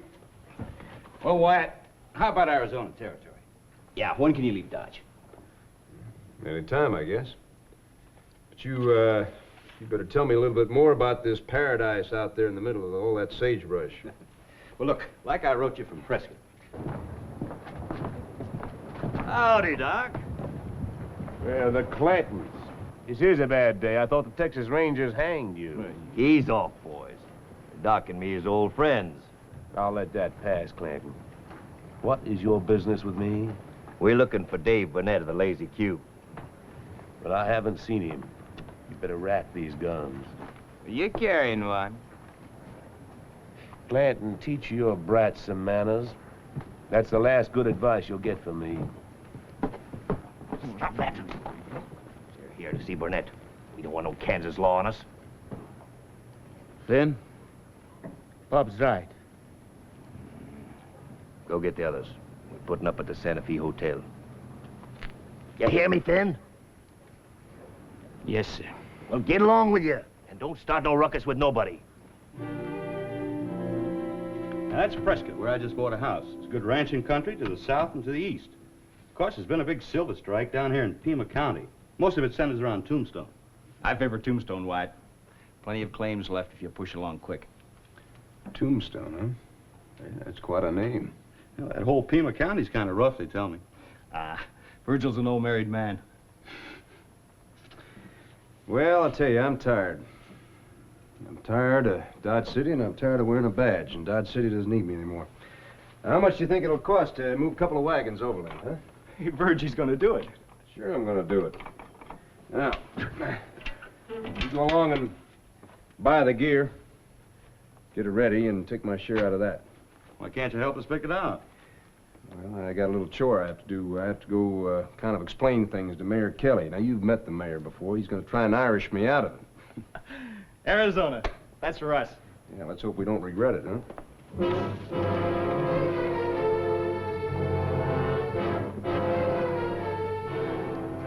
Yes, Pop. We'll check in, then go back to the stable and pick up our trappings. Come on, boy.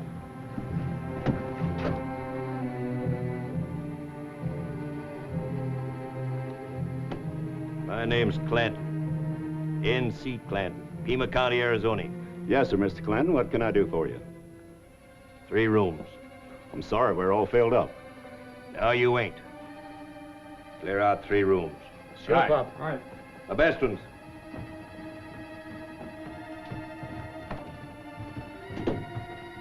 Hurry up there now.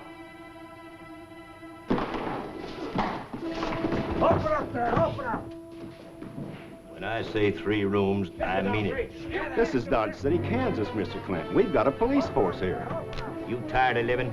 No, but you just can't go around kicking people out of their rooms. Somebody's bound to tell Mr. Earp. I doubt it. This is outrageous. You can't do this.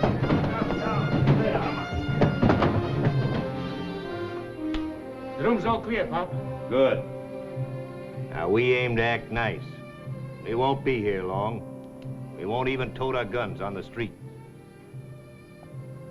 You aim to act nice, too? Yes, Mr. Clinton. Good. Then I got that settled. All right, let's move in, boys.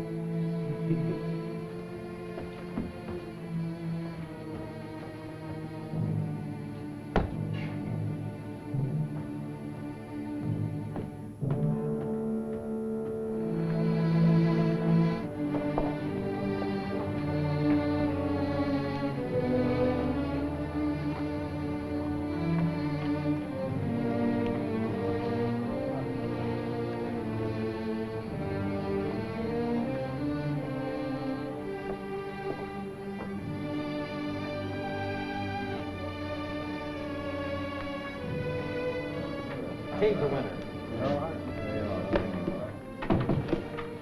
Dave. Oh, howdy, Doc. Suit yourself. Have a drink.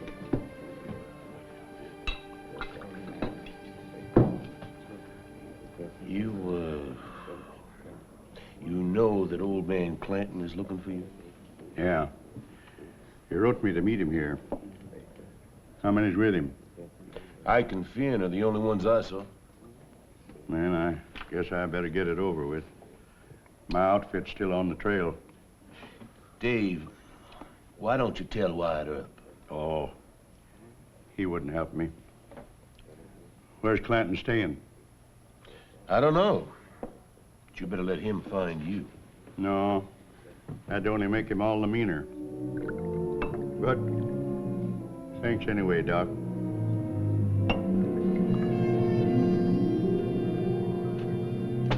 $1,400.73. I told you to bring the whole 8,000. Those were stolen cattle you sold me. Who says so? The Mexicans you took them from.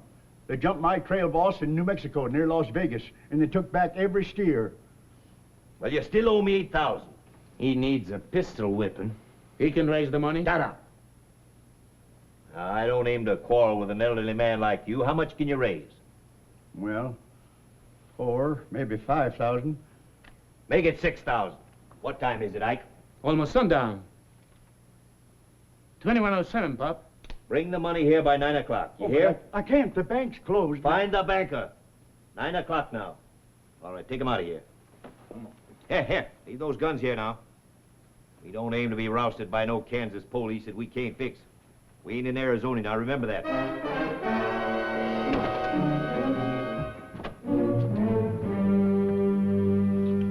Here's to you, Wyatt. I'll verge. Milk. Oh, excuse the beer, Wyatt. I keep forgetting. Now, you fellas can laugh and joke all you want to, but milk is a very good habit to get into. Yeah, well, I sure wish Morgan'd stay on milk. Go on, Morg, you're toasting. The toast, let's see now. Well, Doc, you're just in time. We're drinking Wyatt's health and milk. Here, I'll pour another one. Keep that stuff out of my sight. I swore off milk when I was 22 months of age. Watch, you ever hear of old man Clanton? No, I... Virgil? Morgan? Clanton. Isn't he a rancher in southern Arizona? Seemed to me I heard his name No, he's a cattle thief and a killer. Rangers ran him out of Texas, and now he's in Dodge. Tell your brothers to take a walk. Trouble? That's it, count us in. No, you don't. Come on, Morgan. Let's go. I'll see you at the office, Wyatt. Right. Out.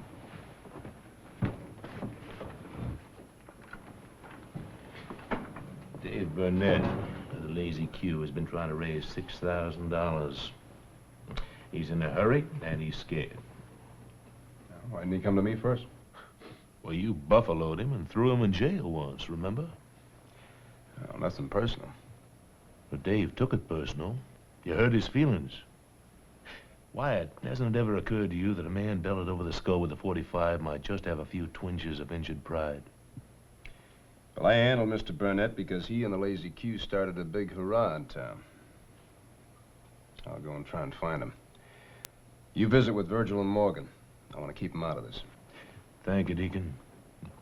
Usually scoundrels amuse me, but not old man Clinton. He's mean, and he's stupid. Miss Lee, I had a check. And that's the truth, since you asked me. I can't raise the money by 9 o'clock, and I can't run. Clinton's got 4 men with him, huh? His boys, Ike and Finn, and a couple of gunslingers that I don't know. You're at the Santa Fe Hotel? All right, Mr. Burnett, I'll take care of it. Why should you? I ain't caused you nothing but trouble. Extortion is a felony. Now, if I were you, Mr. Burnett, I wouldn't drink anymore. I'd just go over to the Dodge house, lock myself in the room, stay there. All right, Marshal. Much obliged.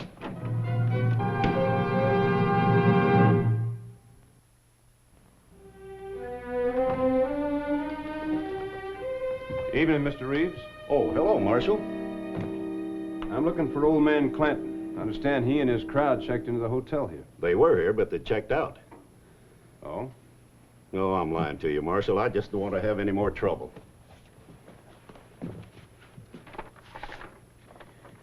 Clanton still in the rooms? No, they went down the street to the Texas house. Wearing guns?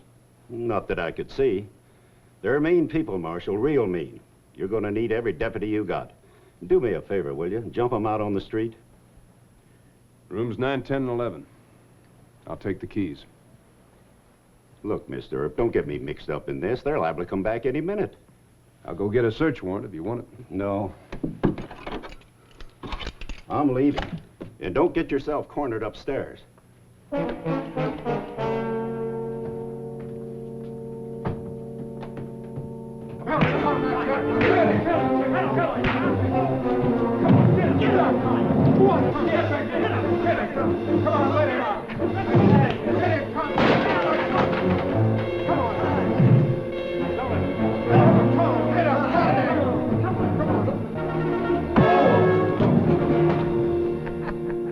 Now stump him, Finn.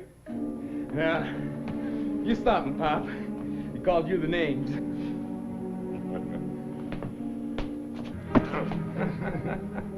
What time is it, Ike?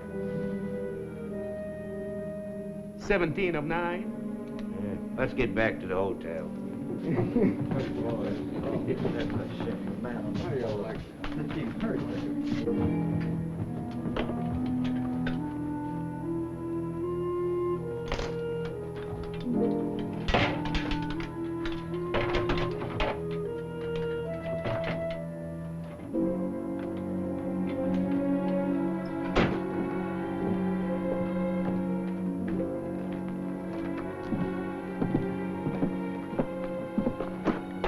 Probably going back to the office. No.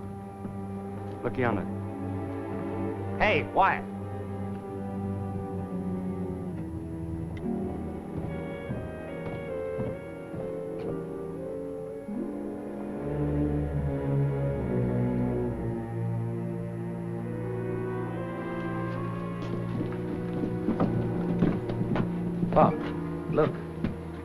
that a John Law? Might be. What's he got on us? 2 more fellas by the water trough. We should have our guns. We'll have them soon enough.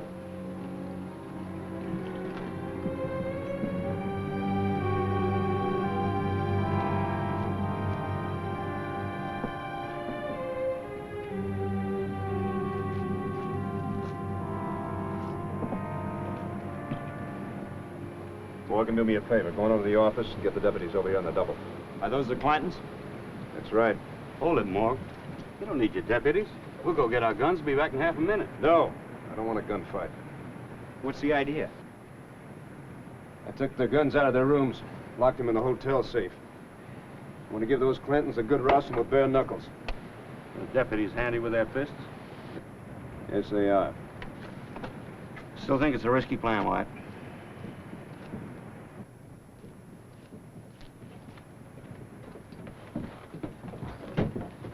Pop, do we know them men over there? No. We'll see if Burnett's here with the money. If he ain't, we'll go get him.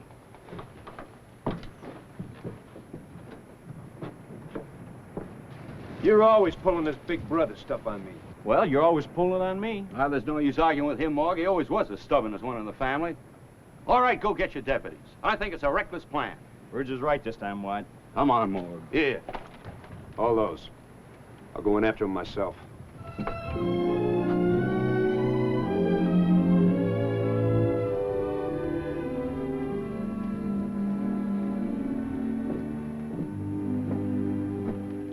They'll massacre him, Burge.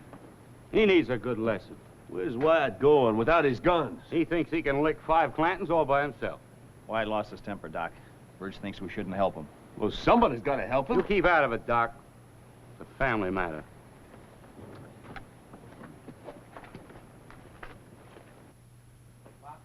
My gun's been stolen. So is mine. You just can't get yours. Rance, Dunlap, we've been robbed. Look in your rooms. No guns, Mr. Clanton. We'll wring this flea bag inside out. Open up there, open up. Hold it. I'm the fellow that took your guns. Oh, you did? Look out, Pop. He's a John Law. Why ain't you armed, Sonny? Well, I kind of figured we'd all start even. I wanted to see just how tough you boys from Arizona really were. Ed? You all right? Yeah. What, Jim?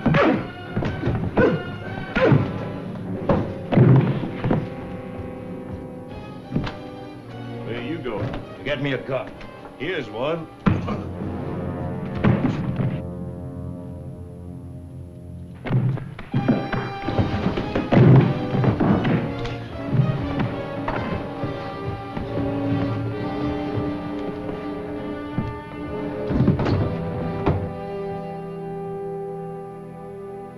Berger, what happened to that man you were fighting with?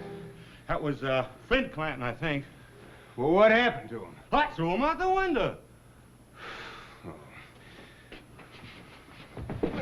What happened to him, Doc?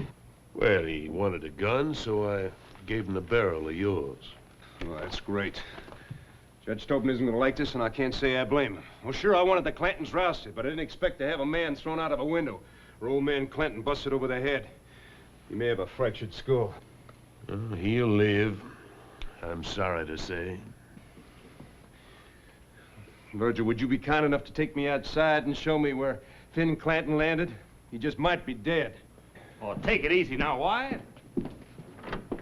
What's Wyatt hollering about? He punches harder than any of us. Yeah, that he does.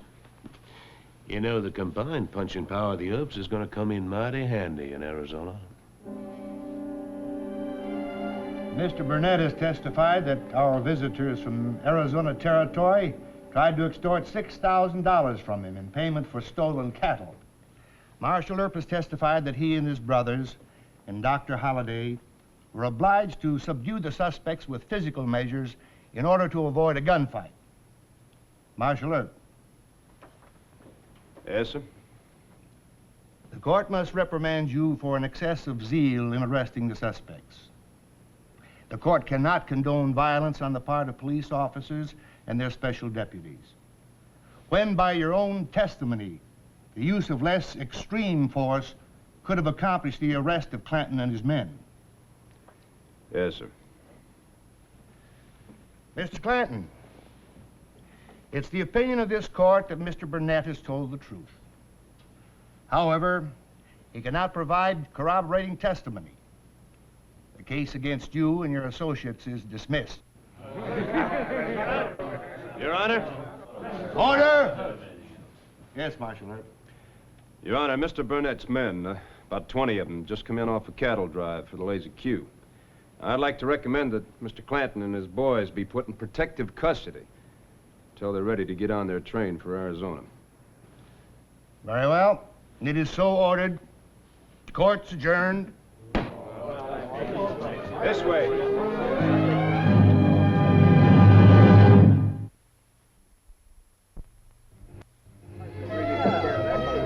Keep moving.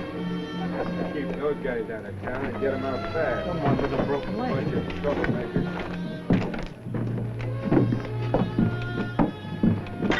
There are your guns.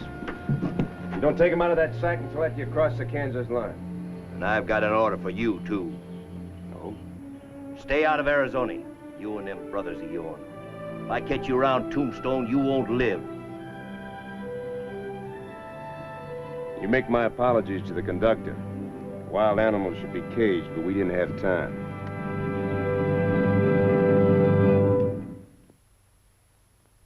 Well, he cleaned up the country, the old Wild West country. He made law and order prevail. And none can deny it, the legend of Wyatt forever will live on the trail. Oh, Wyatt Earp, brave, courageous, and bold. Long live his fame, and long live his glory, and long may his story be told.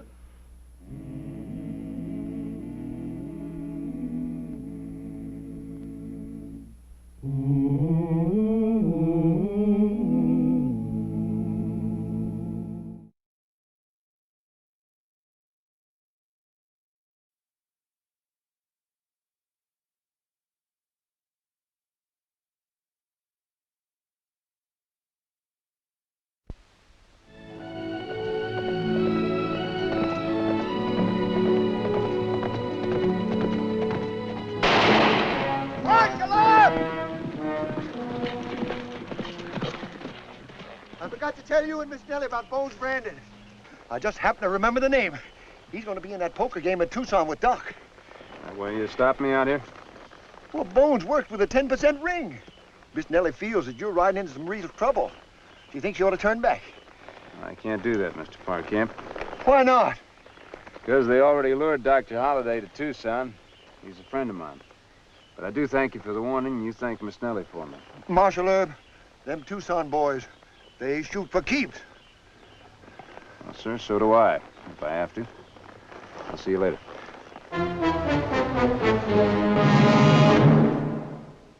Oh, Wyatt Earp, brave, courageous, and bold. Long live his fame, and long live his glory, and long may his story be told. Many attempts were made to kill Wyatt Earp, but Dan Priddy, with his 10% ring at Tucson, was a big-time operator. When Priddy wanted a man out of his way, he acted with a scheming subtlety that not even Wyatt could penetrate. The plan to murder Marshal Earp, whose career in Tombstone had already exasperated the Tucson politicians, seemed foolproof and deadly. $3,800. Not bad, huh? Oh, Jack. See if Steak Brown's still waiting out there. Yes, sir. Steak. Morning, gentlemen. You know Doc Holliday? We're not dear friends, but we've gambled together. Why? You think you could get him over here from Tombstone? The stakes were high enough. You can promise Holliday a no-limit game. Fair enough. Now, what's the rest of it? Well, Bones Brandon will explain the whole idea to you. Oh, Dan, you're not that sort, Holliday. Doc's only bait. I don't ask any more questions. You'll get the rest from Brandon. You're the boss. Gentlemen.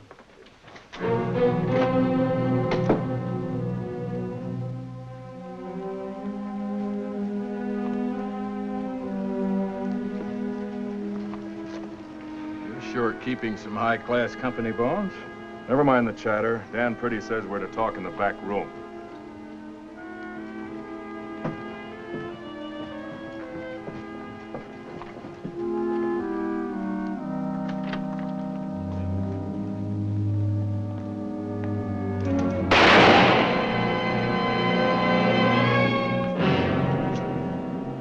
Quit shooting holes in that rug. I keep on living, Bones, simply because I don't trust anybody. You're still alive because Dan Pretty doesn't want you dead. Who does he want? Doc Holliday? Nope. Wyatt Earp. Dan shouldn't mess around with Earp. Why, what's so tough about him? A lot of boys have tried to find out the answer to that one, kid. They've all wound up with a busted head or in jail. You backing out, Steak? No. No, if it has to be Earp or me, I'd rather let it be Earp. Start talking, Mr. Brandon. Well, the situation is this. Steak Brown is putting on a big game up in Tucson. I'd be a fool not to go. You know the devil takes care of his own. 70 miles. It's a long way for a poker game, isn't it? Well, I'll just take the stage. We should stay here. I might need you. Wyatt, can you replenish my bankroll? If I don't have at least $10,000 in my pocket, I feel like a pauper. You might be unlucky there, too, you know. Not in Tucson. I think it's the air in that town, polluted by corruption. Have you ever met Steak Brown? All the money he steals from financing prospectors, he loses at cards. I'd be a fool not to go. Well, if you do lose, you send me a telegram, hmm? Right. Well, Doc, promise me one thing. Don't rob a bank. You're the only man in the world I'd make that promise to. All right. I give you my word. Thank you, Doctor. I appreciate your sacrifice.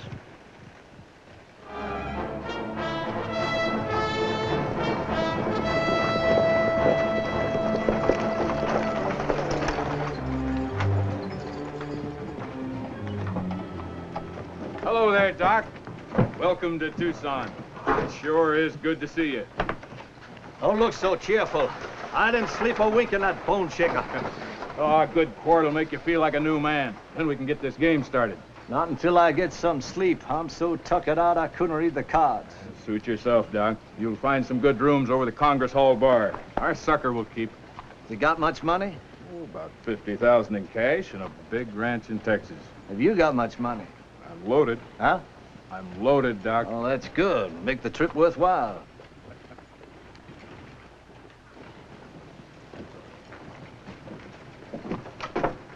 Mr. Brown, you remember me, Limey Parker? No, not this time, Limey. Mr. Brown, I found me a mother lode in the Dragoon. Only need a couple of thousand. Look here. Why, almost pure silver. They always have good samples. He looks dirty and lucky to me, Steak. Got a hunch? Intuition. There, you see. A total stranger smelled silver on me. All right, Limey. I'll see you in the back room.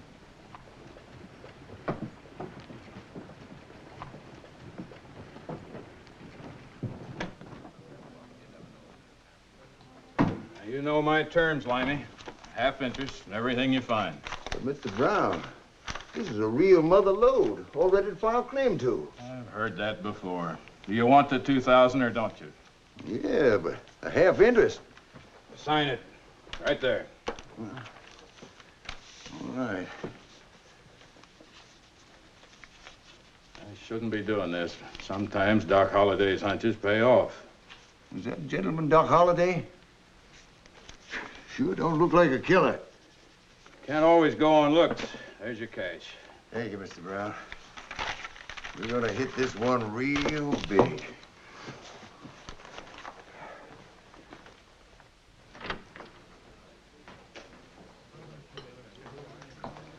Jerry.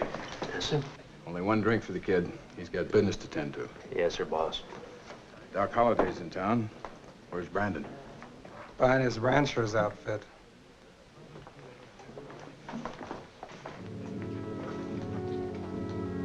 You must be the one that's going to gun down Wyatt Earp. Nobody said nothing. knows. Brandon told me all about it. Why would he talk? I gotta watch the door, see? I think maybe you talk too much.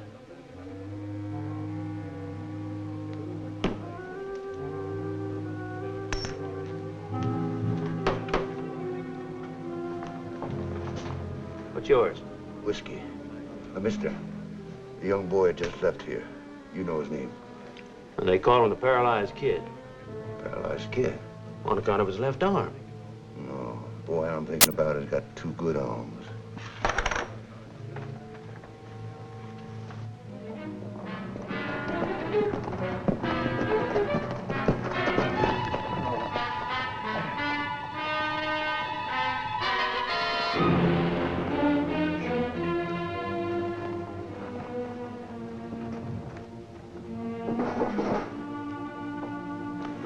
Thank you for a wonderful breakfast, Miss Nellie. Well, I told the cook you were coming in this morning. You're going to be as famous here as you were in Dodge City. You can still get 10 to 1 in Gambler's Row that I won't last more than a month. Oh, that's nonsense, Wyatt. Miss Nellie. You remember me? Oliver Parkamp, sure I do. I met you in British Columbia about 3 years ago. That's right. Well, it's good to see you. My God. You're Wyatt Earp. That's right, sir.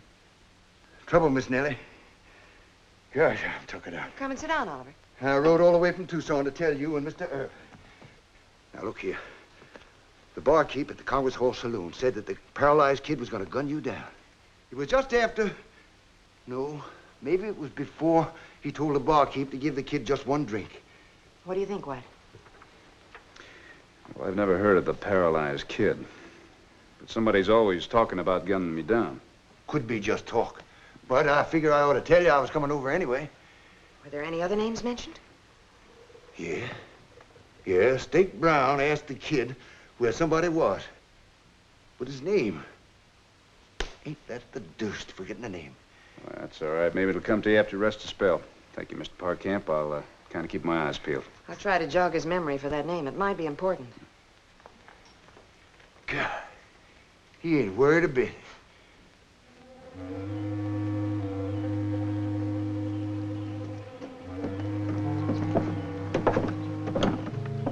We ready to go? Doc had a good night's sleep. Woke up raring for action. You got your derringers? Right here. Tell me, who's going to be behind the rug? Take care of that later. I've got to send a telegram to Earp first. Say, are you sure Doc's going to take off his 45? As long as we take off ours. Remember now, we keep Doc winning until Earp gets here. Bet sporty, but not wild. Doc's an old hand at poker, and he'll spot a phony play. What makes you so sure Earp will come? Earp and Doc are just like brothers. Earp gets my telegram. He'll hit the trail. Then he'll hit the floor. Dead.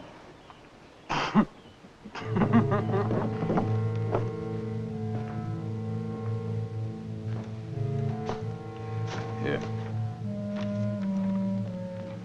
I'm in serious trouble. Come at once. Dr. John H. Holliday. You don't figure them folks down there in Tucson are gonna hang old Doc or something, do you? Doc, anything can happen. Could be wounded, sick, or in jail. Told them not to go. Mr. Gibbs, you go get my trail outfit for me, will you? I gotta sign all these reports. Say, how about me and Roscoe going with you? Well, there'd be nobody to sit on the lid here if you did. You're right. Oh, by the way. Yeah? Prospect, a friend of Miss Nellie's, came in from Tucson with a story about somebody named the Paralyzed Kid, supposed to be gunning for me. Here in Tucson? Well, I don't know. Another name was mentioned, but Mr. Parkamp, that's Nellie's friend, he couldn't remember it. Might be important. Well, I'll check with Miss Nellie. Now, Mr. Gibbs, you better notify Mayor Klum and Judge Spicer, just in case there's big trouble while I'm away, Say, couldn't you just send a wire down there to the Wells Fargo agent in Tucson and have one of their boys look into Doc's trouble? It might get into the wrong hands. Besides, you know Doc as well as I do. He'll be expecting me to come myself. Yeah.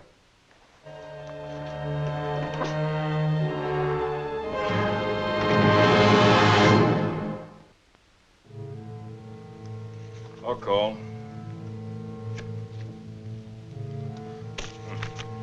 You and the devil have changed my life, Steak. I don't mean to flatter you by mentioning your name ahead of the devil's, but I haven't met him yet. Of course, I may soon have the pleasure. That'll be a meeting, Doc. All this talk about the devil is fidgeting our young friend here. I'm just joshing, kid. Yeah, well, it's bad luck. For me. It's your deal, boy. You think his last name was Branson, huh? Sounded that way. Well, what about his first name? Was it Bill Branson or Bob Branson? Or... Wait. I got it. Bones. That was his first name. Bones Branson. You mean Bones Brandon, don't you? Brandon? Well, now, could be. You know him? I sure do. He's Dan Pretty's chief fixer. If what you say is true, this could sure be a trap. Of course it is. They just used Doc to lure Wyatt into Tucson. How long has he been gone? More than an hour now. Limey, you know that trail. Sure. You take my horse and go after him. You keep him at a full gallop, you hear me? You got to stop Wyatt. Get!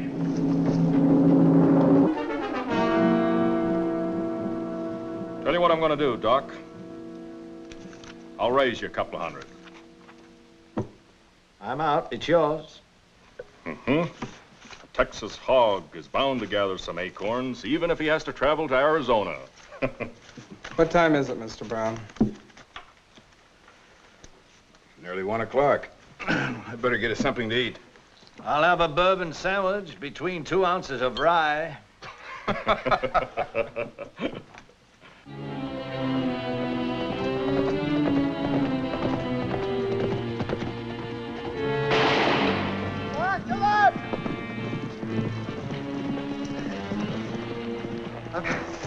Marshal Earl, I forgot to tell you and Miss Nellie about Bones Brandon.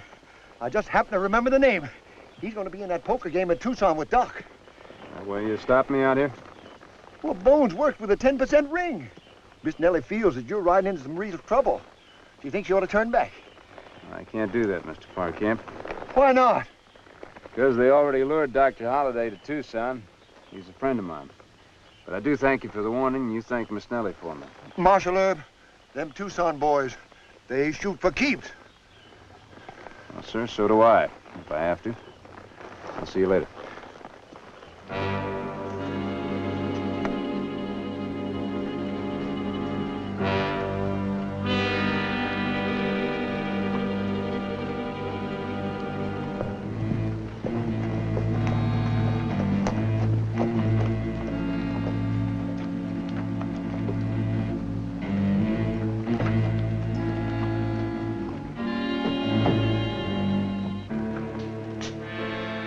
Howdy, Bob. Wyatt, good to see you again. Good to see you. Say, I'm in town on a little business. I may need your help. Sit down. Tell me what I can do. Well,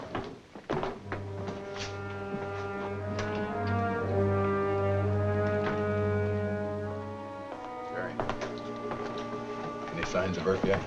Not yet. Well, as soon as he comes in here asking for Holiday, you knock on the door, but you ask for me, not Doc. You got it? Got it. Is the rug man here? He just now came through the trap door from the attic. Doc was so busy talking, he didn't hear a thing. well, that's where they'd be. That sounds like a frame-up to me, using Doc as bait. Are you sure they'd be at the Congress Hall Saloon? Always are. You ever been in there? I can draw you a picture. Now, the bar is on this side. The door to the back room is here. Now... Oh, wait a minute. Is that the only door? Yeah. But the catch is, there's an alcove off this back room. The door to it is covered with a hanging rug. The main gun would be there. How many guns do you think they'd have? Well, Brown won't be armed. Brandon and the kid will probably have concealed derringers. Well, my only chance to be surprised. How about you backing me up? You back me. Good. This is what I think we ought to do. I'm getting too far ahead. Let's raise the ante and play table stakes. Mighty handsome of you, Doc. Give us a chance to catch up.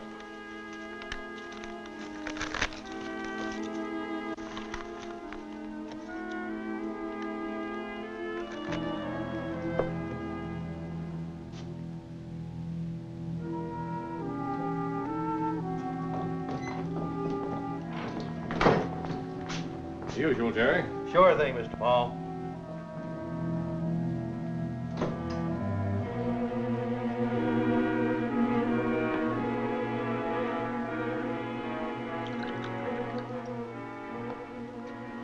You know that fella? Looks like Wyatt Earp. Why? Excuse me. All right, hold it, Jerry. But, Mr. Paul. Go to that door. Knock, say after Dr. Steak Brown, say it's important. Move. Come on.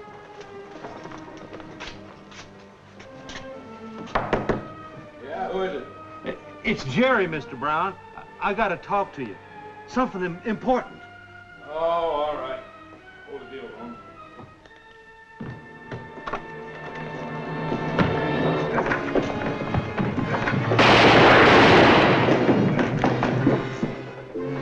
How stupid can you get? Watch him. We'll need him as a witness. Barkeep, you go get a doctor. Yes.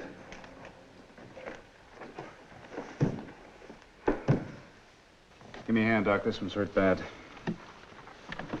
What are you doing here? How'd you know they were after me? Don't flatter yourself, Doc. They lured you here to get Wyatt. They would have gotten me at the same time. Was it Brown and Brandon who planned it? I had nothing to do with it. That boy's done for, Wyatt. I ought to kill you. Just plug the hole in his arm. You plug it. I wouldn't raise a finger. Well, this one's dead. All right, who's behind this, Steak? I'm not talking. Brandon will talk. There's only about $7,000 here. Let me look at that. I could have had all the money in this, Wyatt, if you hadn't butted in. You can have it. I meant what I said about killing you. Wyatt, don't let him draw that gun. When I draw this gun, Wyatt Earp won't be anywhere around. Your only chance is to start talking. Don't say nothing, Bones. That goes for you too, Steak. Doc, you stay out of this, Wyatt. Doc's made him a fair offer. All right. I won't interfere. All right, both of you. Start talking. He means it's Steak, and I ain't dying to save Dan Pretty's hide. So was Dan Pretty, huh? Is that right, Steak? Doc, we've been pals too long. You wouldn't shoot me in cold blood. Oh, wouldn't I? Let's not keep the devil waiting. Step aside, Paul.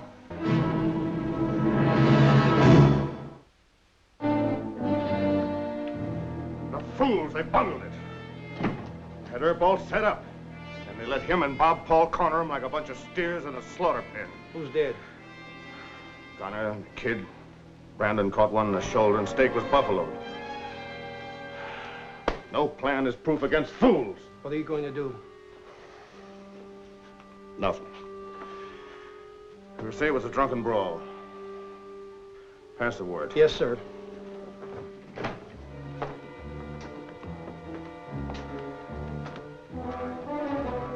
Mr. Pretty, what do you want? We have two witnesses who claim that you hired them to kill me. You hear me? Yes, I heard you.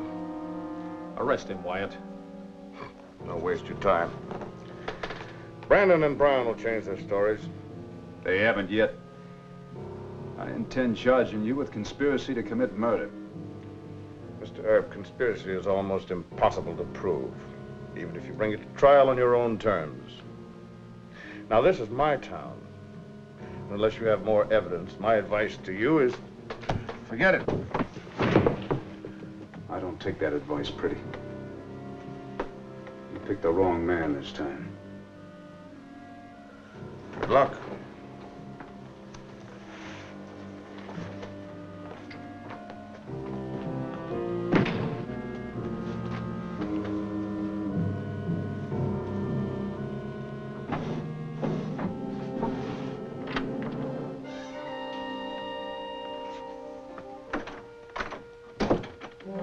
got a gun in that drawer? Why, no. Too bad. I just like to shoot an unarmed man. Why, Mr. Pretty, that looks like a Derringer. I happen to have one of the same kind. Try your luck. I'll give you plenty of time.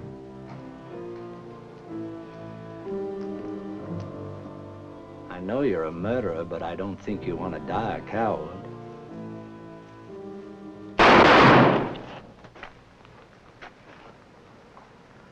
That sound like a shot to you? Yeah.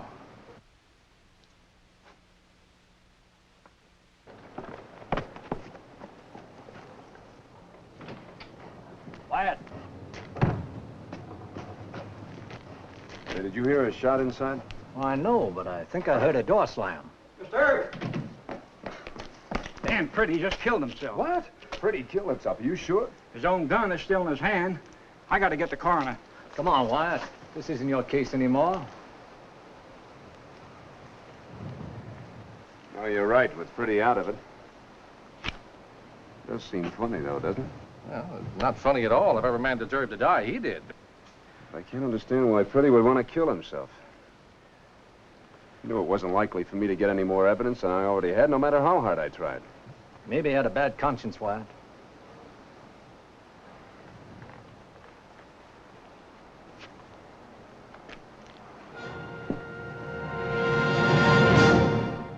Well, he cleaned up the country, the old Wild West country. He made law and order prevail. And none can deny it, the legend of Wyatt forever will live on the trail. Oh, Wyatt Earp, brave, courageous, and bold. Long live his fame, and long live his glory, and long may his story be told. Long may his story be told.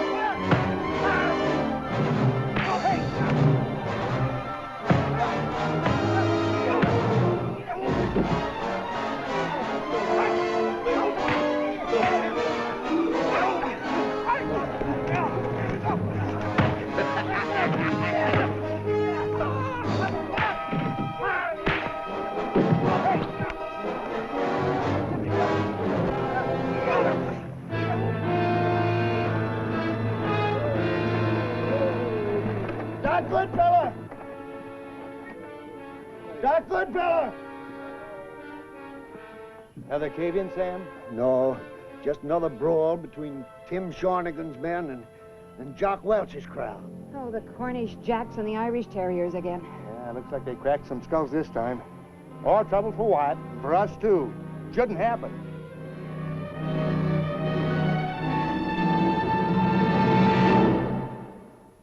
Oh, Wyatt Earp, brave, courageous, and bold. Long live his fame, and long live his glory, and long may his story be told. The Life and Legend of Wyatt Earp, starring Hugh O'Brien. Miss Nellie Cashman, the ministering angel of Tombstone, had occasionally been an embarrassment to Wyatt. Nellie was liked and respected by all kinds and conditions of men. But when she sought to make peace between the Welsh and Irish miners at the diggings called Total Wreck Mine, Marshal Earp knew he had big trouble. No, neither the Jacks nor the Terriers are really bad men, Wyatt. They just can't forget their old country feud, even in Arizona. What's the matter? This is all Mr. Gird's fault, Miss Nellie. Gerd's fault. Why? Because he needed miners so bad?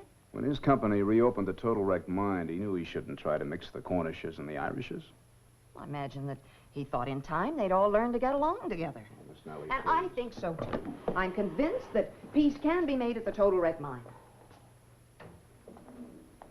Wyatt, why don't you go out there and just sit down and have a nice, friendly talk with him? Now, wouldn't that be a good idea? No, ma'am. Wyatt, don't be stubborn.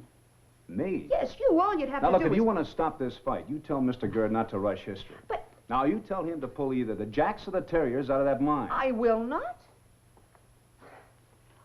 Wyatt, I hate to say this, but if you refuse to do your duty, then I'll have to stop the fighting. Don't try that, Miss Nellie. You're an angel, but we'd like to keep you right here on Earth. Now, you could get hurt, you know. I'm not worried about myself, Wyatt. You talk like I'd never faced a bunch of angry men before. Well, I have.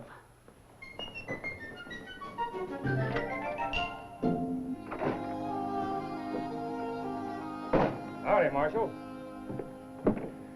Mr. Gerd, I understand the fighting started out at the Total Wreck mine. Well, there was some fighting, but I hope Miss Nellie will calm him down a bit. You're not thinking of letting her go out there. Well, she's already gone, Wyatt. Well, she knows more about those Irishmen and Welshmen than we do. Mr. Gerd, you think those men, all being miners, are going to overlook their antagonisms because they're working together. But working together doesn't necessarily make friends. Why not? Because they're too close to the past war in the old country. Maybe the next generation can make friends, but not this one. Hey, where are you rushing off to? I'm going to bring her back from the mine before she gets hurt. Hey, it's Miss Nellie. Go take her. Miss Nellie. Hello, Miss Nellie. Nice to see you, Miss Nellie. I brought you some pies and cakes.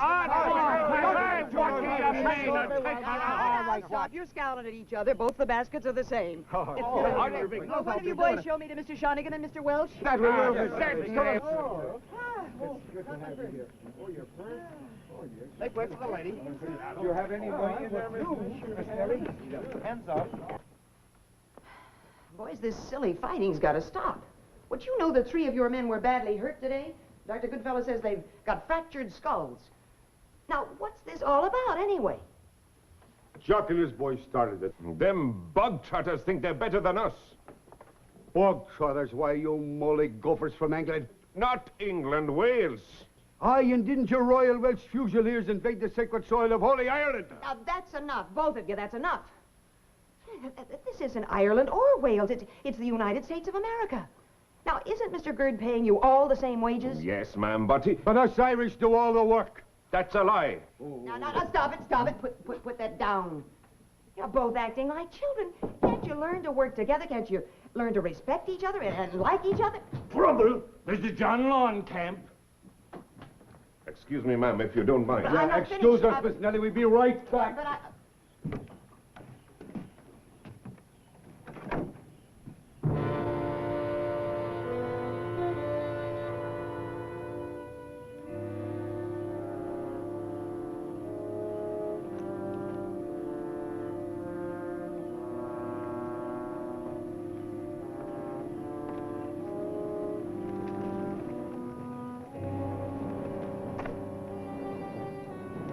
Where's Miss Nellie?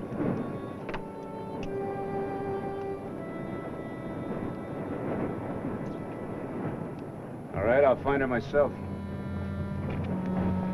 And what do you want with Miss Nellie? I'm a friend of hers. I came to take her back to town. Oh, so you think she's not safe here, eh? I didn't say that. But you made a special trip out here to get her? Same thing? We're not getting any place. Stand aside, mister. I stand aside for no insulting whippersnapper of a John Law. Take him, Jack! Give him the boot, Jack!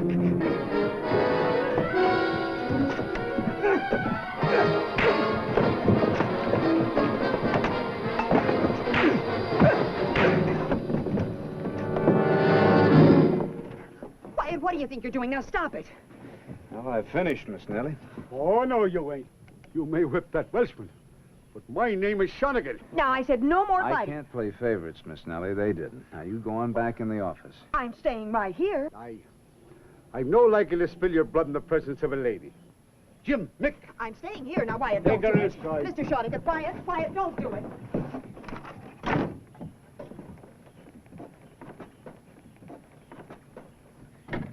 You want to wrestle? You want a fist fight? I just want to lay my hands on you. Fight it with your fist, Tim. It's all right with me. Come on, Shawnigan.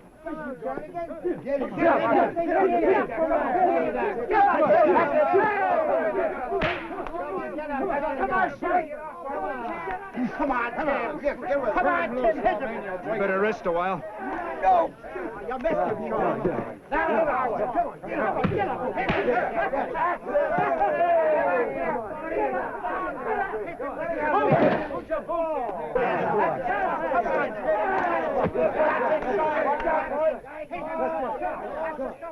Don't get up. You're tired. You missed him, Sean.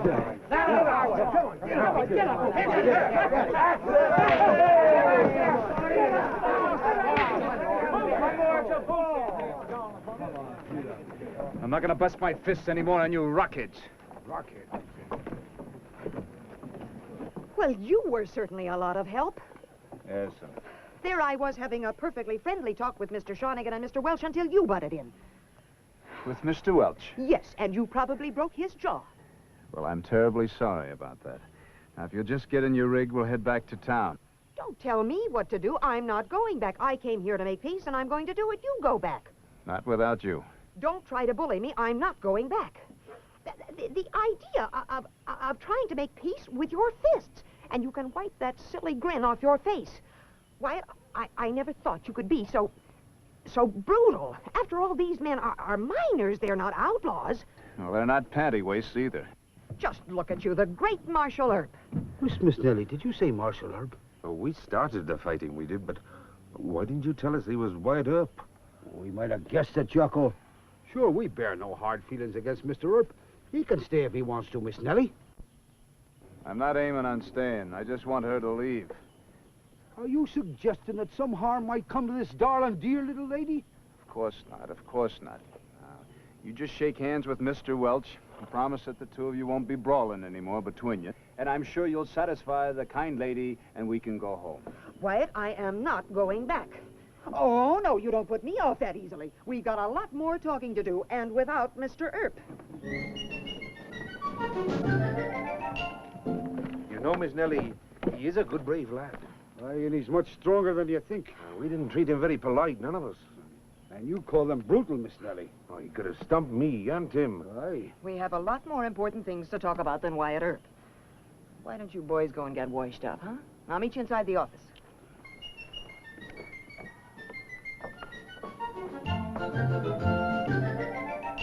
Now, Miss Nellie asked me to get her a drink of water. Mr. Shawnigan, you dip. Mr. Welch, you bring it to me.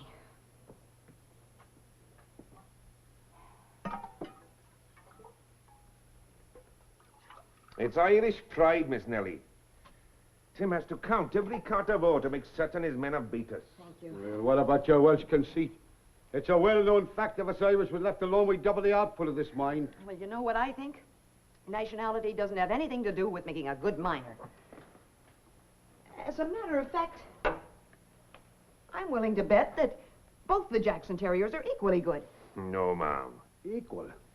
Bad sister, such a terrible thought. All right, I'll prove it to you. How? Mr. Welch, you get your best drill team together. Mr. Shawnigan, you get yours. Tomorrow, we have a contest. Agreed. Oh, says he. And me with my best drill men on the hospital.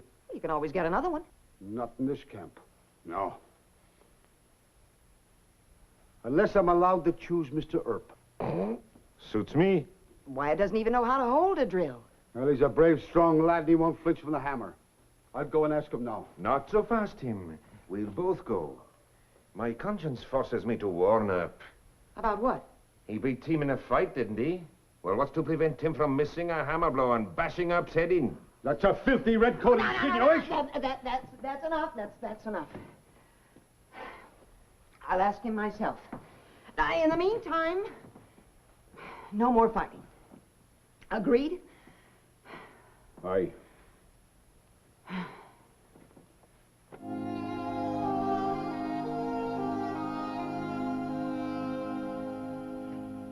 So if you'll just hold drill for Mr. Shonigan, I can prove my point.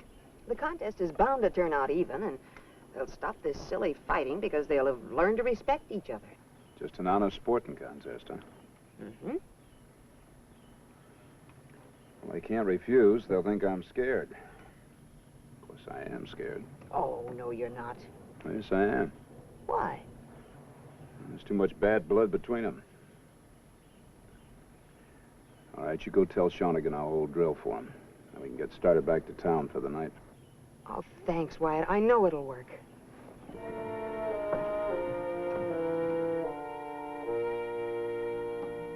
Now, our teams are to start on the opposite sides of the rock wall dividing number 1 and number 2 corridor. And each team will drill a hole 24 inches deep. Miss Nellie will be the referee. Put it down. What about the dynamite? It's always been, Shonigan, that the first team to plant dynamite gets to explode it. But what about Miss Nellie and Mr. Earp? They don't need to know about the dynamite. Yes, Now, but don't you try backing out on me. I said this was for blood, and I'm going to blow that abutment right into your face. If I don't blow it into yours first. We better not write down about the dynamite. No, then Miss Nellie wouldn't stand for that. But it's understood then. Agreed. Fine. We'll give this to Miss Nellie the first thing in the morning. Aye, and mind you keep the dynamite in your toolbox. And see that you do the same thing, Jocko. Now, you want to shake hands on it? I don't shake hands with that bog trotter. Too bad, Jocko. But I still aim to give you a lovely wake.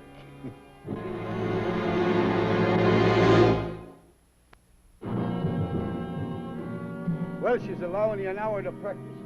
Now, we start the contest with the short drill, just to get the hole started.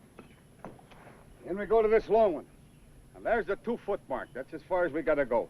You ever handle one of these? No, sir. Well, here. You put this glove on your right hand. You hold the drill with that hand. And you hold the rawhide with your left. You jerk on it. That way you give the drill a quarter of a turn every time I strike it with the hammer. Now, that's simple enough, isn't it? Yes, sir. Let's try it against some rock, huh? Sure. I'll try to pick out a formation like you put what we're going to drill into. Here. Let me go over here. Here. This one will do right here. Put the drill there. No, no, man, you're on the wrong side of me. I swing from the right, you hold from the left.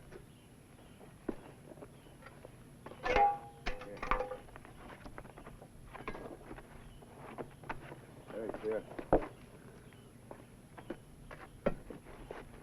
All right, you're all set. Wait a minute. You, with the left hand, pull the thong, right? Yes. You'll turn like that. Right. One more thing about holding the drill. Keep your head out of the way. You ever miss? Only about once every 2 years. You ready? Ready. Oh, man, you're wobbling. You're not holding it right at all. Well, here, let's try it again. Come on. I'll hold it steady there.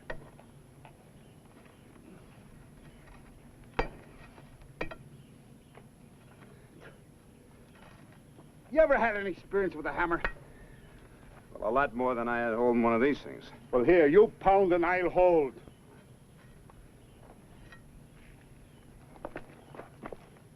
Yeah. Like a good hold of it there.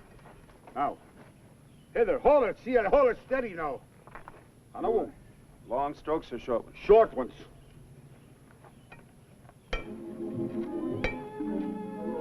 Aye.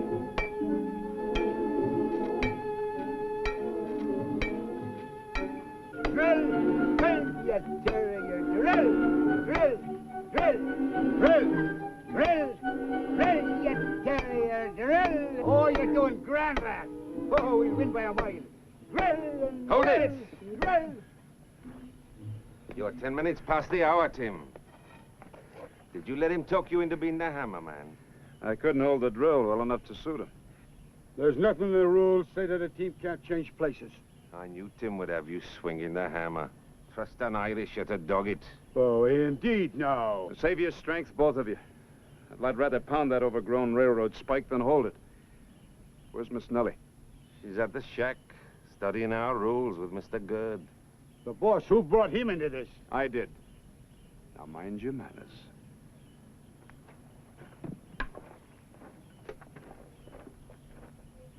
Well, I hope your thinking's right, Miss Nellie.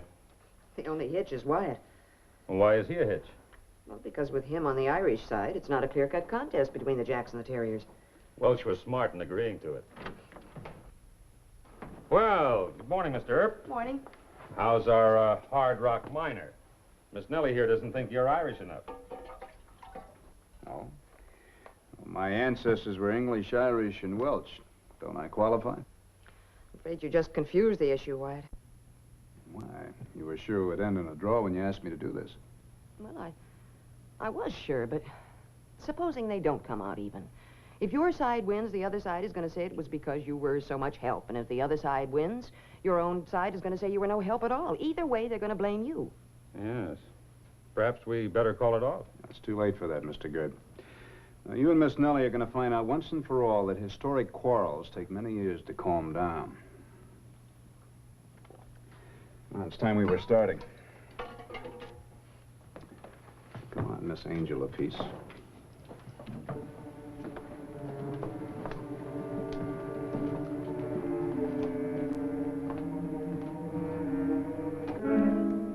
It could blow back on us, Jocko. Not in that rock, it won't. It'll blast on Earp and the Irisher. Earp will stop you, Shawnigan. You won't have time. Now, no blabbing now.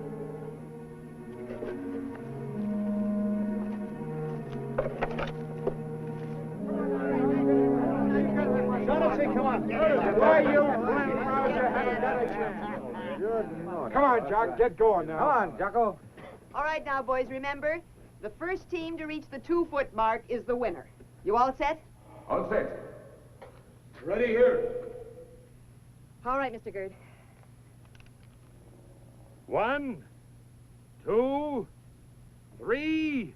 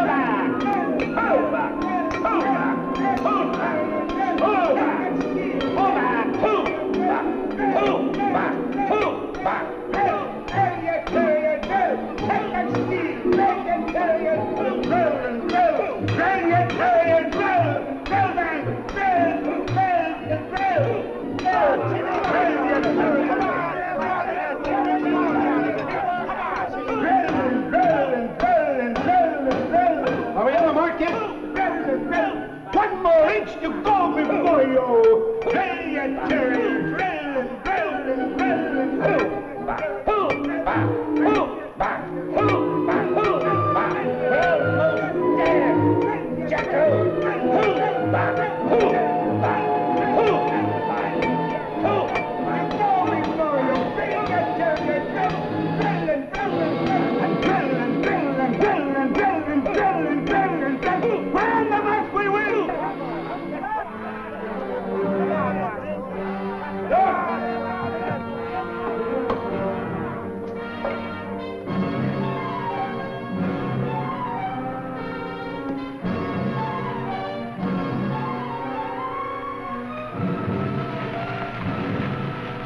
What are you doing?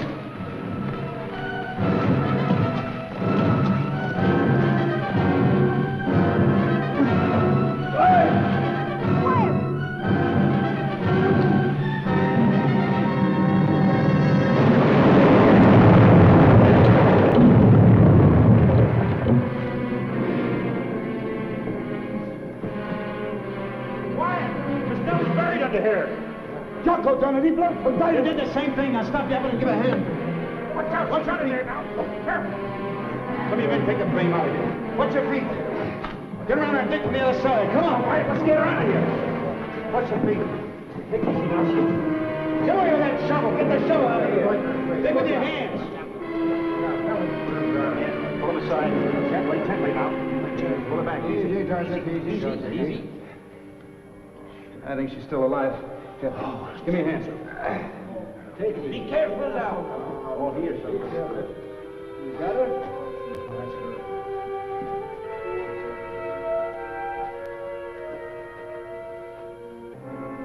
Miss Nellie's still alive, no thanks to any of you. Jock, Shonigan, you clean up this mess.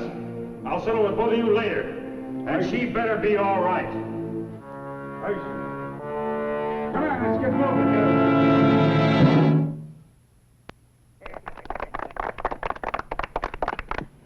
So I said to myself, said I, the same good Lord made us all, Welshmen as well as Irish.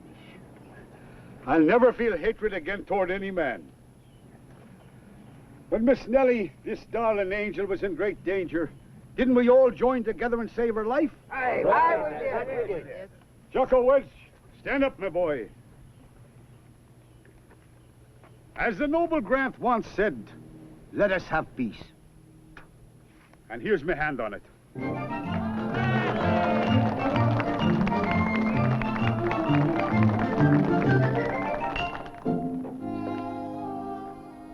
Wyatt.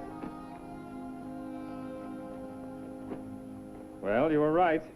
They got in a brawl not 10 minutes after Miss Nellie left the banquet. Oh, no. What'd you do? Well, what you suggested in the first place. Each terrier has a jack for a teammate. I fired Shonigan and Welsh and put in Swede Hesberg as boss. I better go explain to Miss Nellie. No. Don't tell her anything. Let her think that she changed history. She'll find out soon enough anyway. You know you're right. Blessed be the peacemaker. Even if she isn't.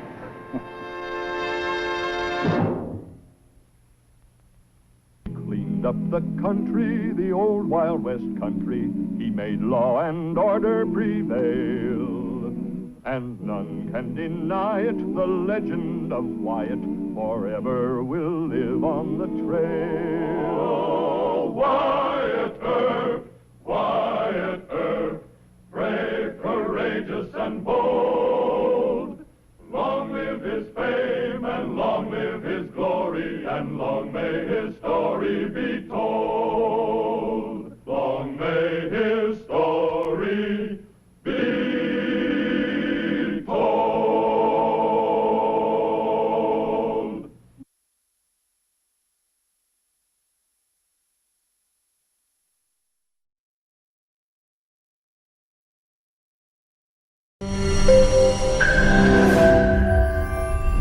তোমাকে 15 লাখ টাকাই দিতে হবে।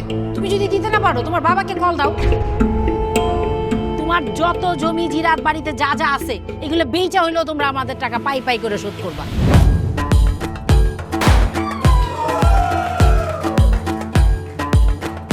একটা ব্যাপার কি খেয়াল করছো? শহরে কিন্তু দুইটা রূপ, রাতের এক রূপ, দিনের আরেক। বেঁধেছি ঘর হৃদয়ের পর, গাঢ় সবুজ ওই গহীন বনে। আরে ব্রো, সবসময় চিল থাকতে হবে, কিচ্ছু মাথায় নেওয়া যাবে না। ভালোবাসা হচ্ছে একজন আরেকজনের উপর ভরসা করে, একজন আরেকজনের হাতের উপর হাত রেখে এই জীবনটা কাটিয়ে দেয়। কিছু মানুষ এই রাত জেগে থাকে আর টাকার বিনিময়ে সুখ খোঁজে। বসুন। এখন তো সিরিয়াস হওয়া উচিত, তাই না? আমি তো কোথাও যাচ্ছি না পার্টি করতে। তুমি কেন যাচ্ছ? কেন বন্ধ করতে পারতেছো না বলো তো?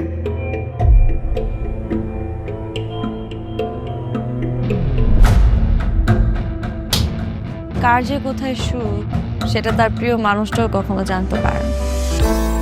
পাশাপাশি তবু যাচ্ছি বিপরীতে, কাছাকাছি তবু যাচ্ছি বহু দূরে। Hi, you look good. Thank you.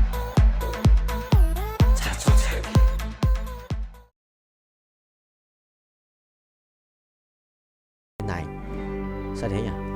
Sao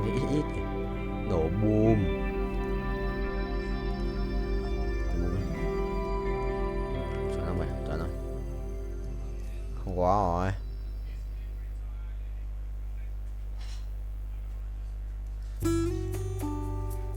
Rồi cút.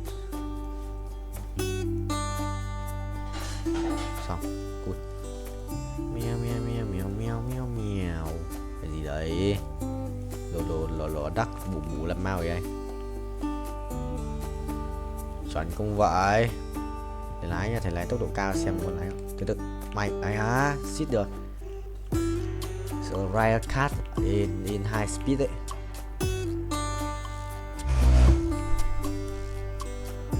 Chuẩn không? Đây á, không được. Sửa tốc độ cao. Tốc độ cao đét mà. Rồi một lần, hai lần, lần thứ hai 300 lap à, 400 lap. Chuẩn không thầy? Chuẩn không? Chuẩn không?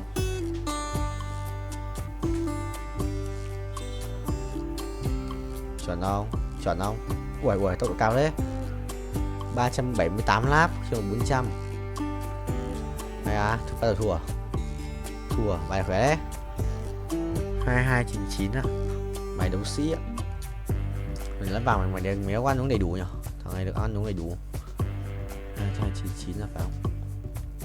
Không. Tự độc chuyển hóa bàn đấu.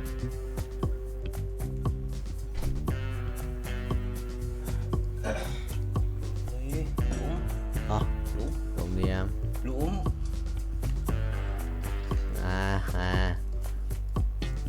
Ô, phải chấm.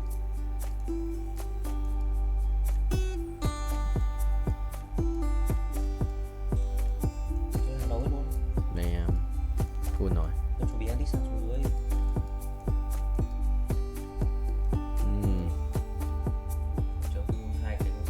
Không biết. Ok thầy ơi, mày sẽ ride a cat. Lâu rồi, 15 phút. Well played bro. Mày lái luôn đấy, lái bình vua lái racing boy.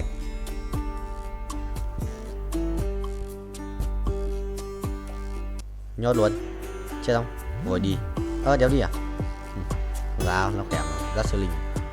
Đéo có đủ mana để chết. Phải không? Cũng là khỏe rồi ra. Đấy cái bài gì với cả Nautilus 2.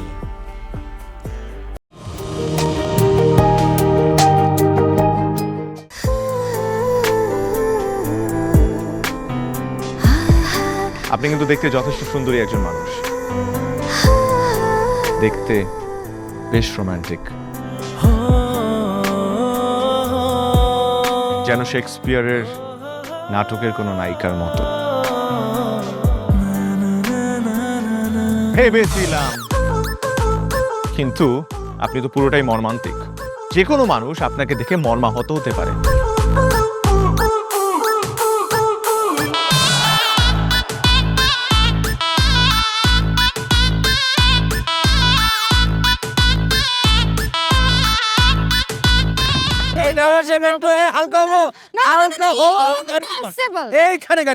আমার হালকা হতে 1 মাস সময় লেগেছে। আপনার 1 মাস সময় লাগে? আমার হালকা হতে তো 1 মিনিট লাগে।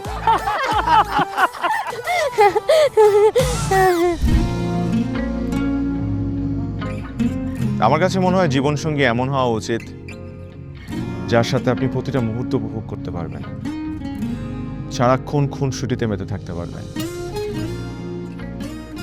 এবং তার মনে এমনভাবে বসবাস করবেন যে আপনার দিকে সে একটাবার তাকালেই বলে দিতে পারবে যে তার বেঁচে থাকার কারণই আপনি। পথে চলতে চলতে, কথা বলতে বলতে, কখন যেন হলে আমার।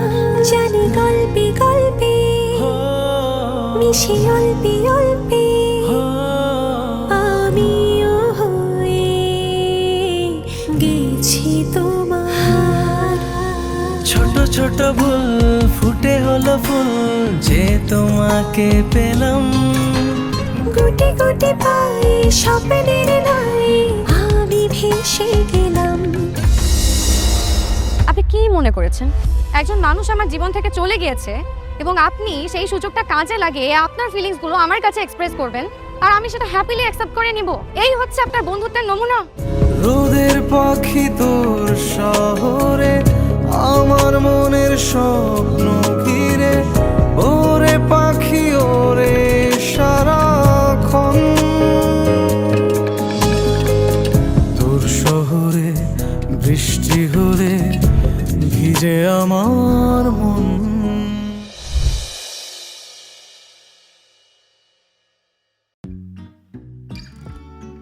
Anh mới đây được tao nói cái từ đấy. Anh bảo trôi ta.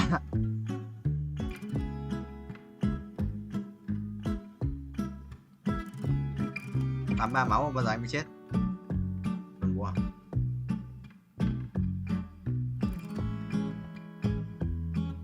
Kinh ấy, anh phát kiếm vào đây của ông, kiếm. Anh có tiền sao mát sau mà, xong sau. Trung tâm giờ thì nó theo một chú 2, 3, 4, 3 phải học mà. Rưỡi học đây là thầy còn bổ trợ thêm mẹ không có đừng học 6 giờ đến 7 rưỡi thôi. Anh thầy dạy bổ trợ thêm. Đêm về em quay cho anh trai hát không phải phải chết tình.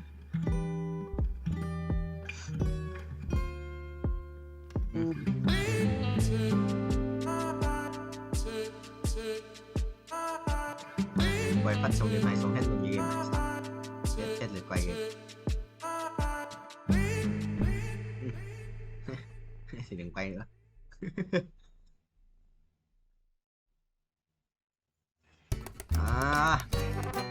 Không hay là gì làm hình giả không kệ thằng quốc tế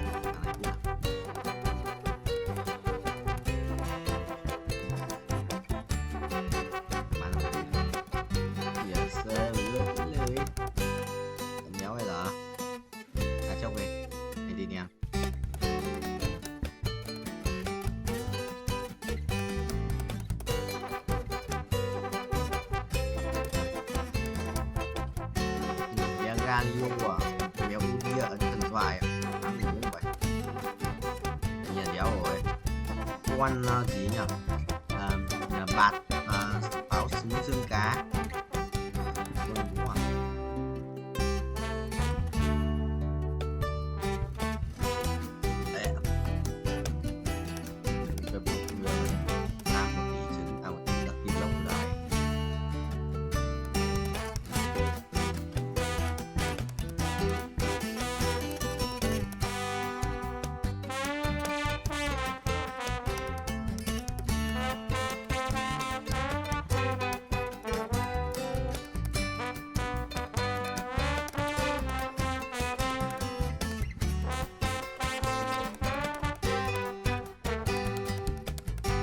ba cũng thịt phải quân hóa 2 quân để lẻ được chịu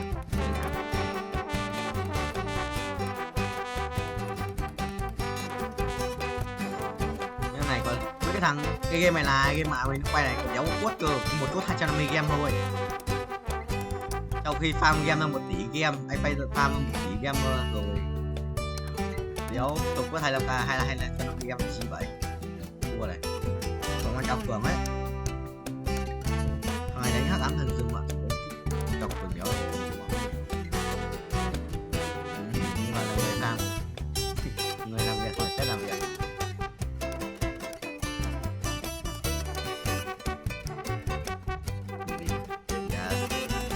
trừ đấy hỏng ít không tự tắt không hỏng ít đấy nó không tự lưu đâu nó hỏng nó lưu vào nhưng mà hỏng ít ngày xưa cứu được nó anh xem cách cứu ấy không là người ta ngày xưa không có cách mình cứu được nhưng mà giờ tao không có cách cứu nữa.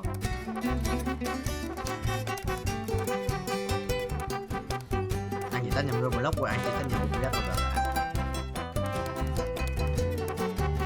không gọi là crash thì nó làm thế nào cảnh ấy crash máy luôn nhé. Đồ đéo đâu rồi.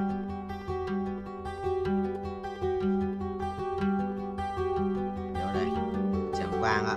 What the hell? Hắc ám đúng rồi.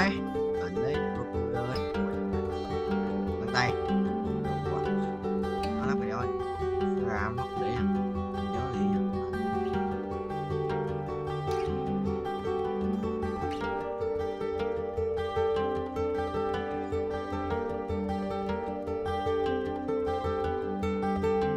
Rồi, yes, giờ nhầm. EIT, Robului.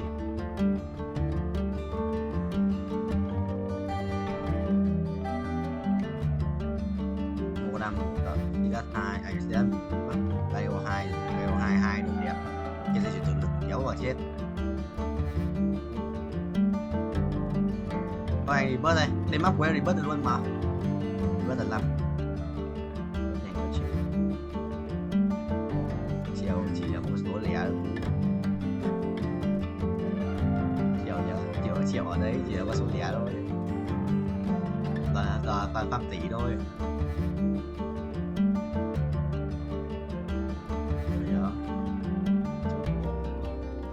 Thuốc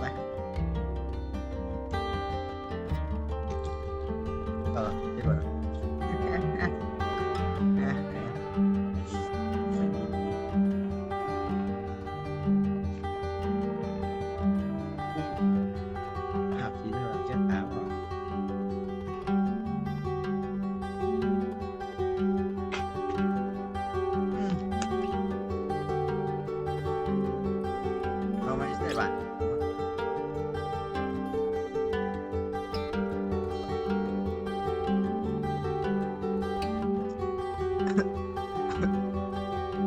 Bạn gì? Mấy con pet đây, sáng. Mấy con pet đây. Có mấy con pet mà. Cứ make vào cho gọn này, cứ make vào cho gọn nói, anh liều lời xóa lắm.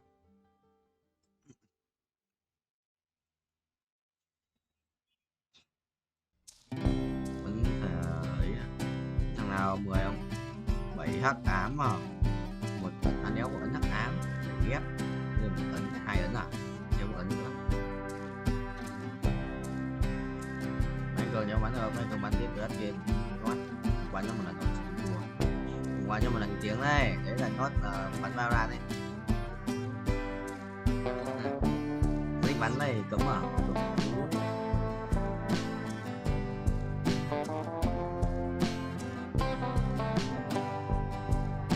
Không à, không qua tao không hỏi đấy thôi, tao bảo là tao gửi link Facebook cho hai ông anh, tao bảo là có cái gì mà kiểu thắc mắc hay cần xử lý thì nhắn tin trực tiếp cho hai anh này nhé. Không vào không có lần tao nhắn hai ông ấy trả bố tiền.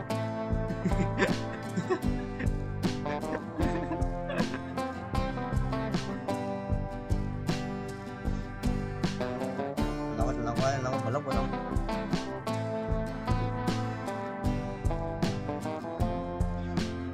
À, cũng không quyền năng, cũng không quyền năng. Chuẩn. Chưa, 2.2 tiếng đâu. Qua chuẩn mấy giờ đâu nhỉ? Đây đi. Anh mới chơi 8 tiếng rồi. 6 tiếng. À chơi 8 tiếng, 6 tiếng 4.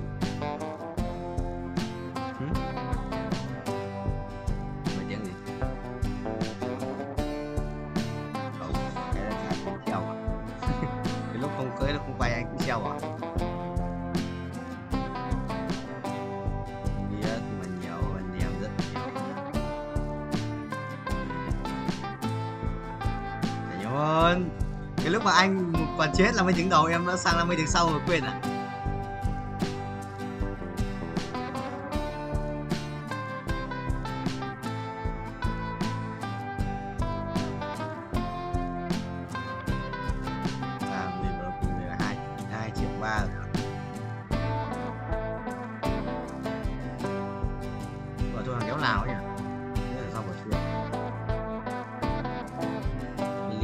Đi ra một rồi mày làm béo với tao rồi.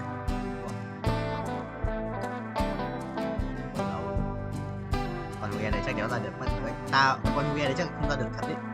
Quỷ nó chịu được. Quỷ làm game này là riêng lại cầm cái ấn nó là gì là ấn hắc ám đi cung má hay là đi cung lại cầm đi cung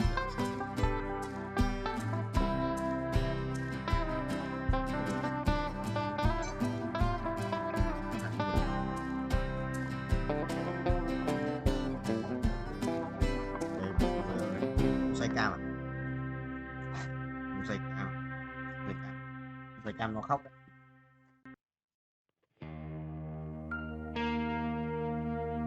Xoay cam lắng nghe tiếng của linh hồn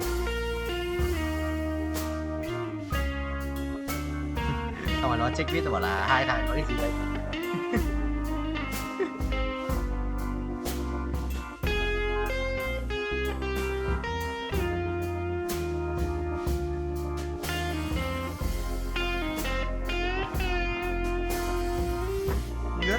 Cái bao nhiêu follow? Ngoài là check cười mày xem bao nhiêu follow. Mày lúc mày nhìn thấy bao nhiêu follow?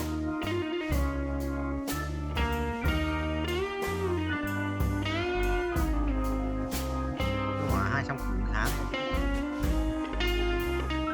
Các bạn là 200 củ một tháng đây.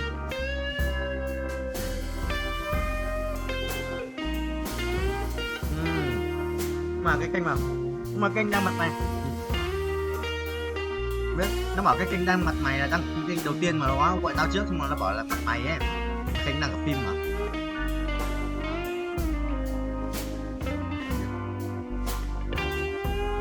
Yep, đưa anh lét à? Làm nhanh mới vậy.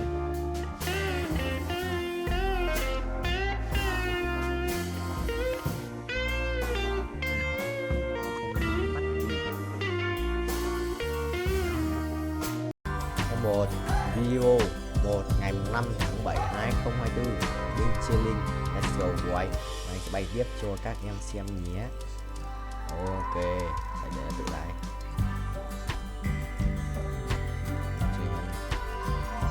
Anh sẽ hiện một chút, mình sẽ kiếm 50 củ để 50 củ để luôn tiếp lên chiến sĩ nhất. Đây nếu lái được thẳng quá trốn mua lái thẳng rồi chi xong rồi phải không mày hù tỏ đùa mày đùa thôi thầy kệ cho mày tự đi chuyển trước tăng trưởng mày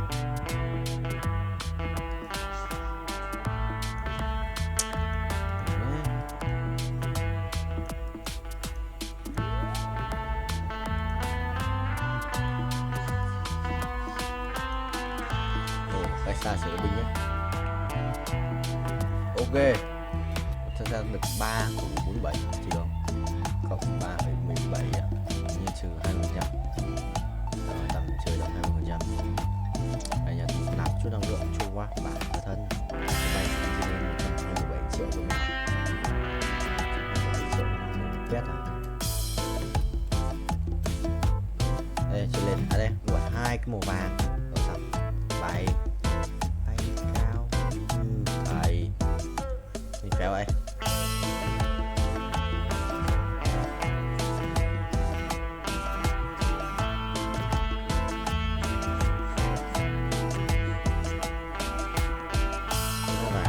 Sao?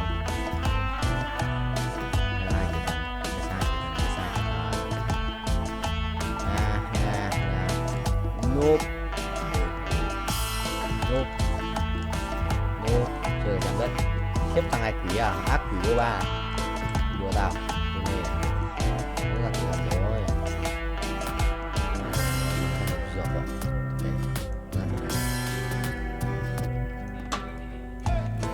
chết rồi đi kìa 2 phút rồi 2 phút hơn của pháo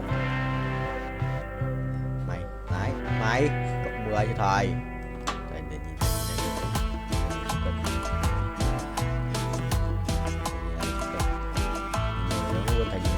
cân đùa mạnh đùa tao bao nhiêu rồi ngã chéo mà berdua. Ini saudara.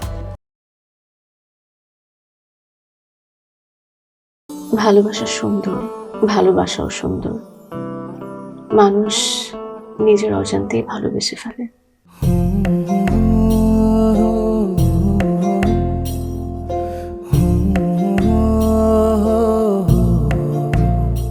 আমারও মনে হয় কি জানেন, আপনার মতো জানাশোনা কাউকে না আমার বিয়ে করা উচিত।